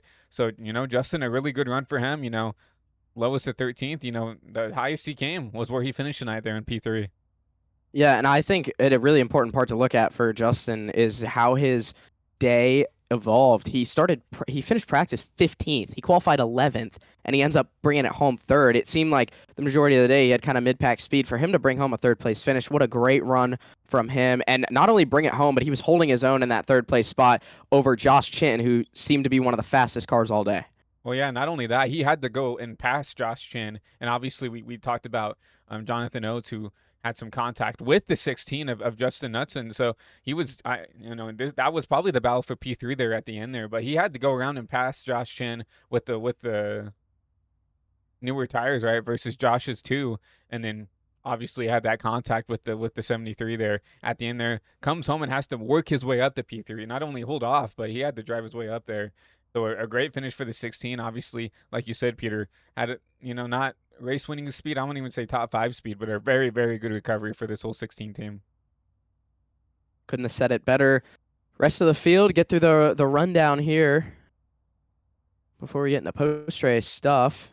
So Ashley Kalanick's your winner. I do want to say I picked Ashley Kalanick coming into this one when we put our race picks in. And coming into the end of this, I would say, Christian, both of our picks looked very good until Movic had to pit, unfortunately. William Schmidt comes home second, Justin Knutson third, Josh Chin, after a great day, comes home fourth, Jack Painter fifth, Sirius Gorange sixth, Cole Forland seventh, Isaac Johnson comes home eighth, Harry Grindell ninth, and rounding out your top 10 was Mo Perry. A good run for Mo back there in P10. Jonathan Oates, we talked about it. Probably could have been speaking to him tonight here in the booth, but at that ill-advised contact with the 16 of Justin for the P3 spot, he'll come home P11 after just basically limping it around the wall there. You'll see Kendall Carpenter. He led a couple laps tonight. Comes home P12, just did not have the long run speed, and that was, I think, a big portion of what was going to be competitive tonight was having that long run speed. Kendall just did not have it tonight. Madeline Roten, she started towards the back tonight. She works her way up to P13. Corey Rexford back there in P14, rounding out your top 15. Marcus Malden in 83. We saw him have a spin coming down pit side here earlier this race. Good recovery for him. Trey Pratton back there in the 01. He'll finish P16. 17th will go to Spencer Madden. Braden, after having to come down early, could not make it on field. He'll finish 1 lap down. Your first car a lap down back in 18th. Aiden Walker caught up in a wreck or two. Comes home 19th, 1 lap down. And also Cole Freilich. He was one of those drivers who had to pit under green as well. He'll finish out your top 20, 1 lap down. And to round out your field, 21st goes to John Zalewski. Nolan Sanford comes home 22nd. Chris Lilly, who had that hard hit to the outside wall on the front stretch, comes home 23rd. And Diego rolled in 24th. Big names towards the back of this finishing order. I think that's the main thing that I see here. No, I definitely agree. You look at, the 15 of Cole Freilich. You look at Braden. He was coming in leading tonight's points, right?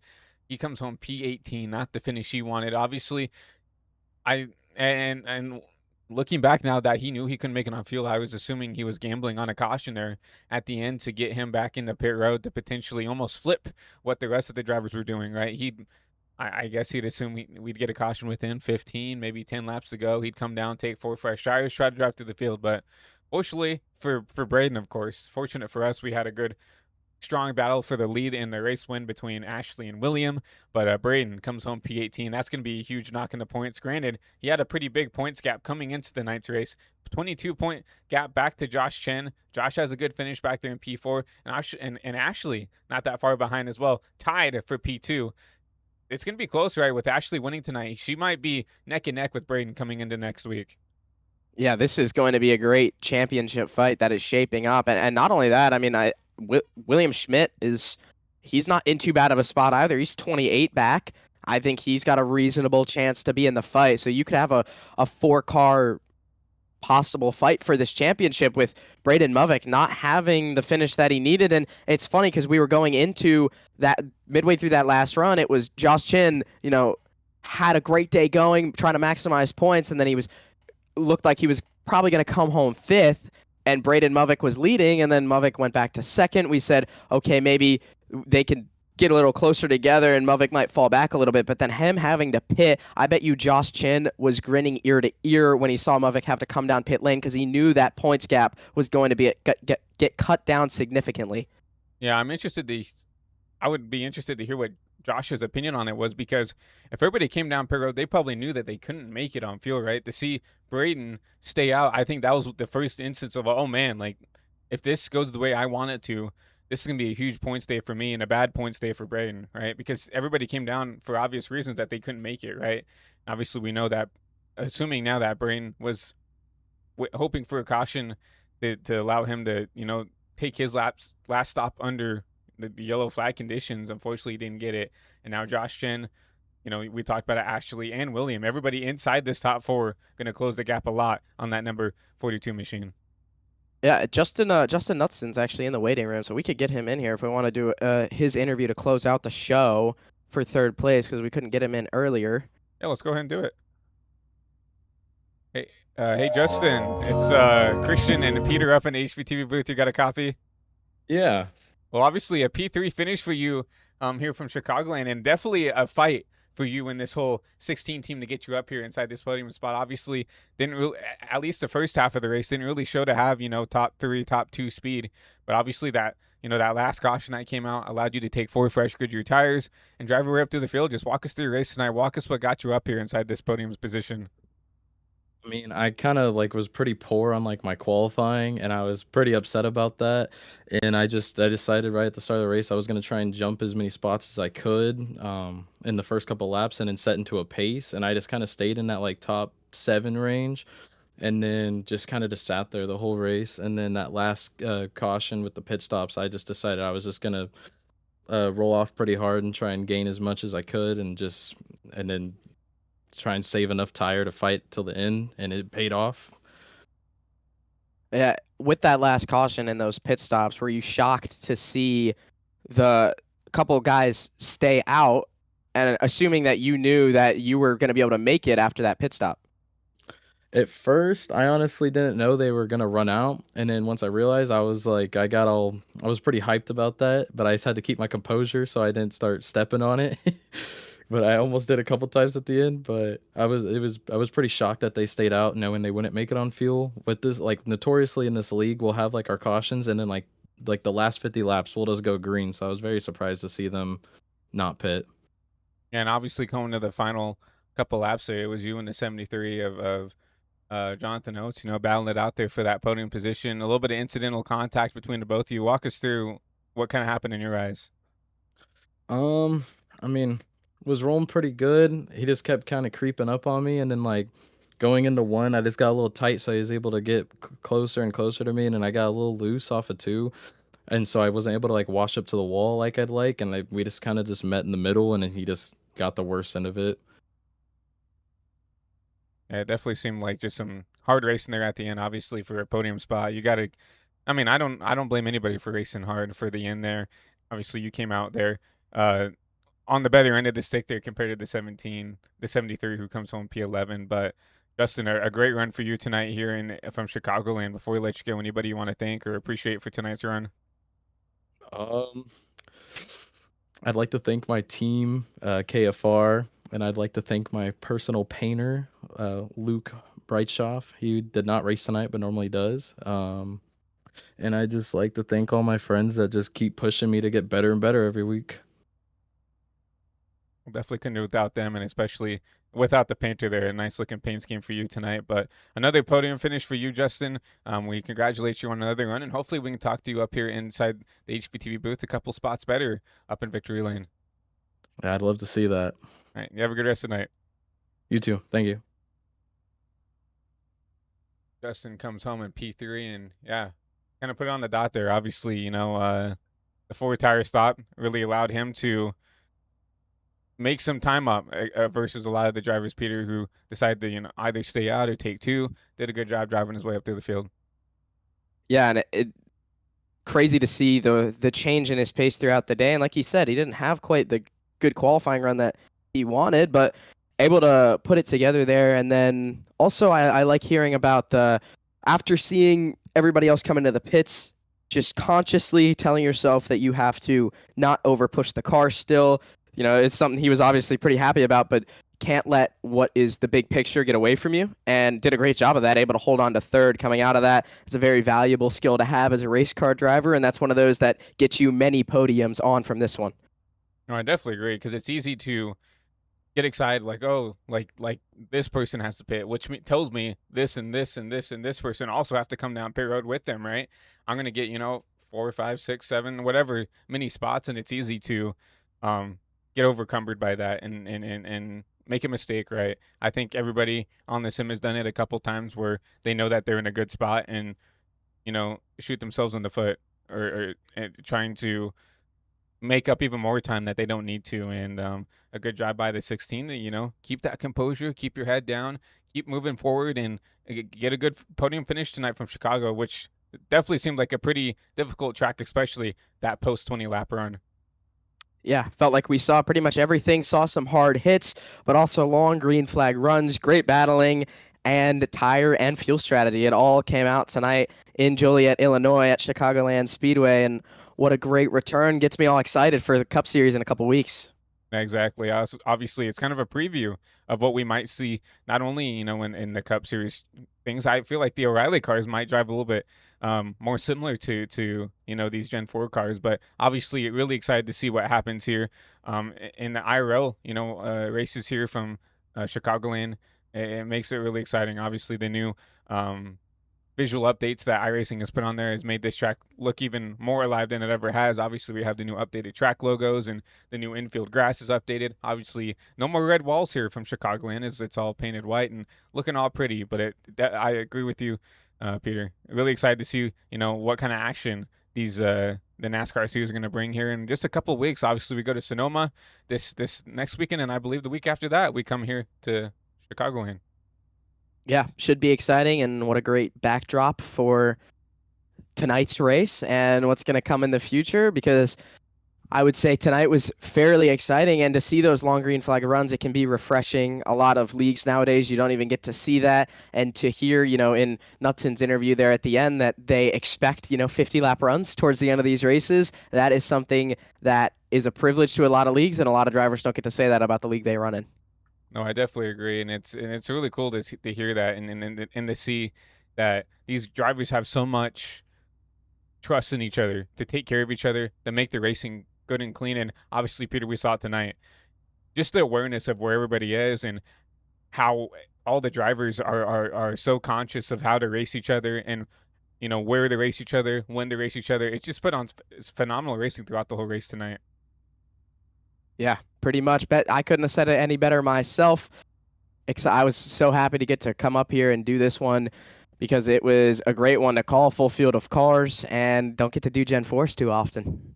I mean, this was, I think, our first Gen 4 race here on High Velocity TV, and what a way to kick it off here with these new Gen 4s is to put on a phenomenal race tonight. A really intense battle there for the win there between Ashley and William there at the end. Obviously, another congratulations to the 22 team for their second win of the season here from the virtual Chicagoland Speedway. But I think, Peter, it's time to wrap it up here from the virtual Chicagoland Speedway and call it a night. But obviously, we will be here for the next week of the OSRL Premier Series. We'll be coming back here to Rockingham, another wore-out, very driver skill-based track, and I can't wait to see what happens there. Yeah, me too. It's all about the tire wear once again, but it's a completely different speed to what we had this week. You're going to have to back up your corners a lot, and really, I mean, we talked about bumps tonight. We talked about those. The bumps at Rockingham can be a completely different breed of bumps. They are absolutely way different, and you're going to see a lot of themes that carry over from this week to next week, but also a lot of new ones. So excited to see what happens there. Yeah, it's definitely going to be an exciting one there from the virtual Rockingham Speedway.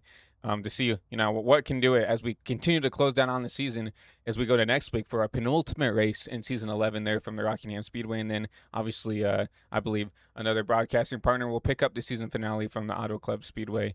But it'll be interesting to see what we can do there next week from Rockingham. But once again, we appreciate everybody for coming out, watching tonight's broadcast here from the virtual Chicagoland Speedway here for the OSRL Premier Series here from, once again, Chicago. Once again, my name is Christian Delgado alongside Peter Terrio up here in the HVTV booth. We appreciate everybody for coming out, watching the broadcast, whether you're watching over at High Velocity TV here on the YouTube side or over at twitch.tv/ChristianBoss13, where we multi-stream over to. We appreciate everybody for coming out. I appreciate Peter for coming up here in the booth one more time. I always have a great time having Peter up here calling the races with me, but I think it's time to call it a night here. We look forward to seeing you guys here on the track later on as we go into Saturday for the ISNF Cup Series as they end their season finale from Chicagoland as well. So back-to-back Chicagoland races here on the network, and then we'll look forward into the UIS Senate Motors Truck Series. Their Season 7 campaign continues there on Monday night. It will be me and Gavin Austin, someone up there in the HVTV booth with me. But once again, calling it a night here from Joliet, Illinois, here from the virtual Chicagoland Speedway. Once again, my name is Christian Legato. Once again, Peter Terrio up in the booth. Hope everybody has a great rest of your Thursday night. And we're looking forward to seeing you guys from Rockingham.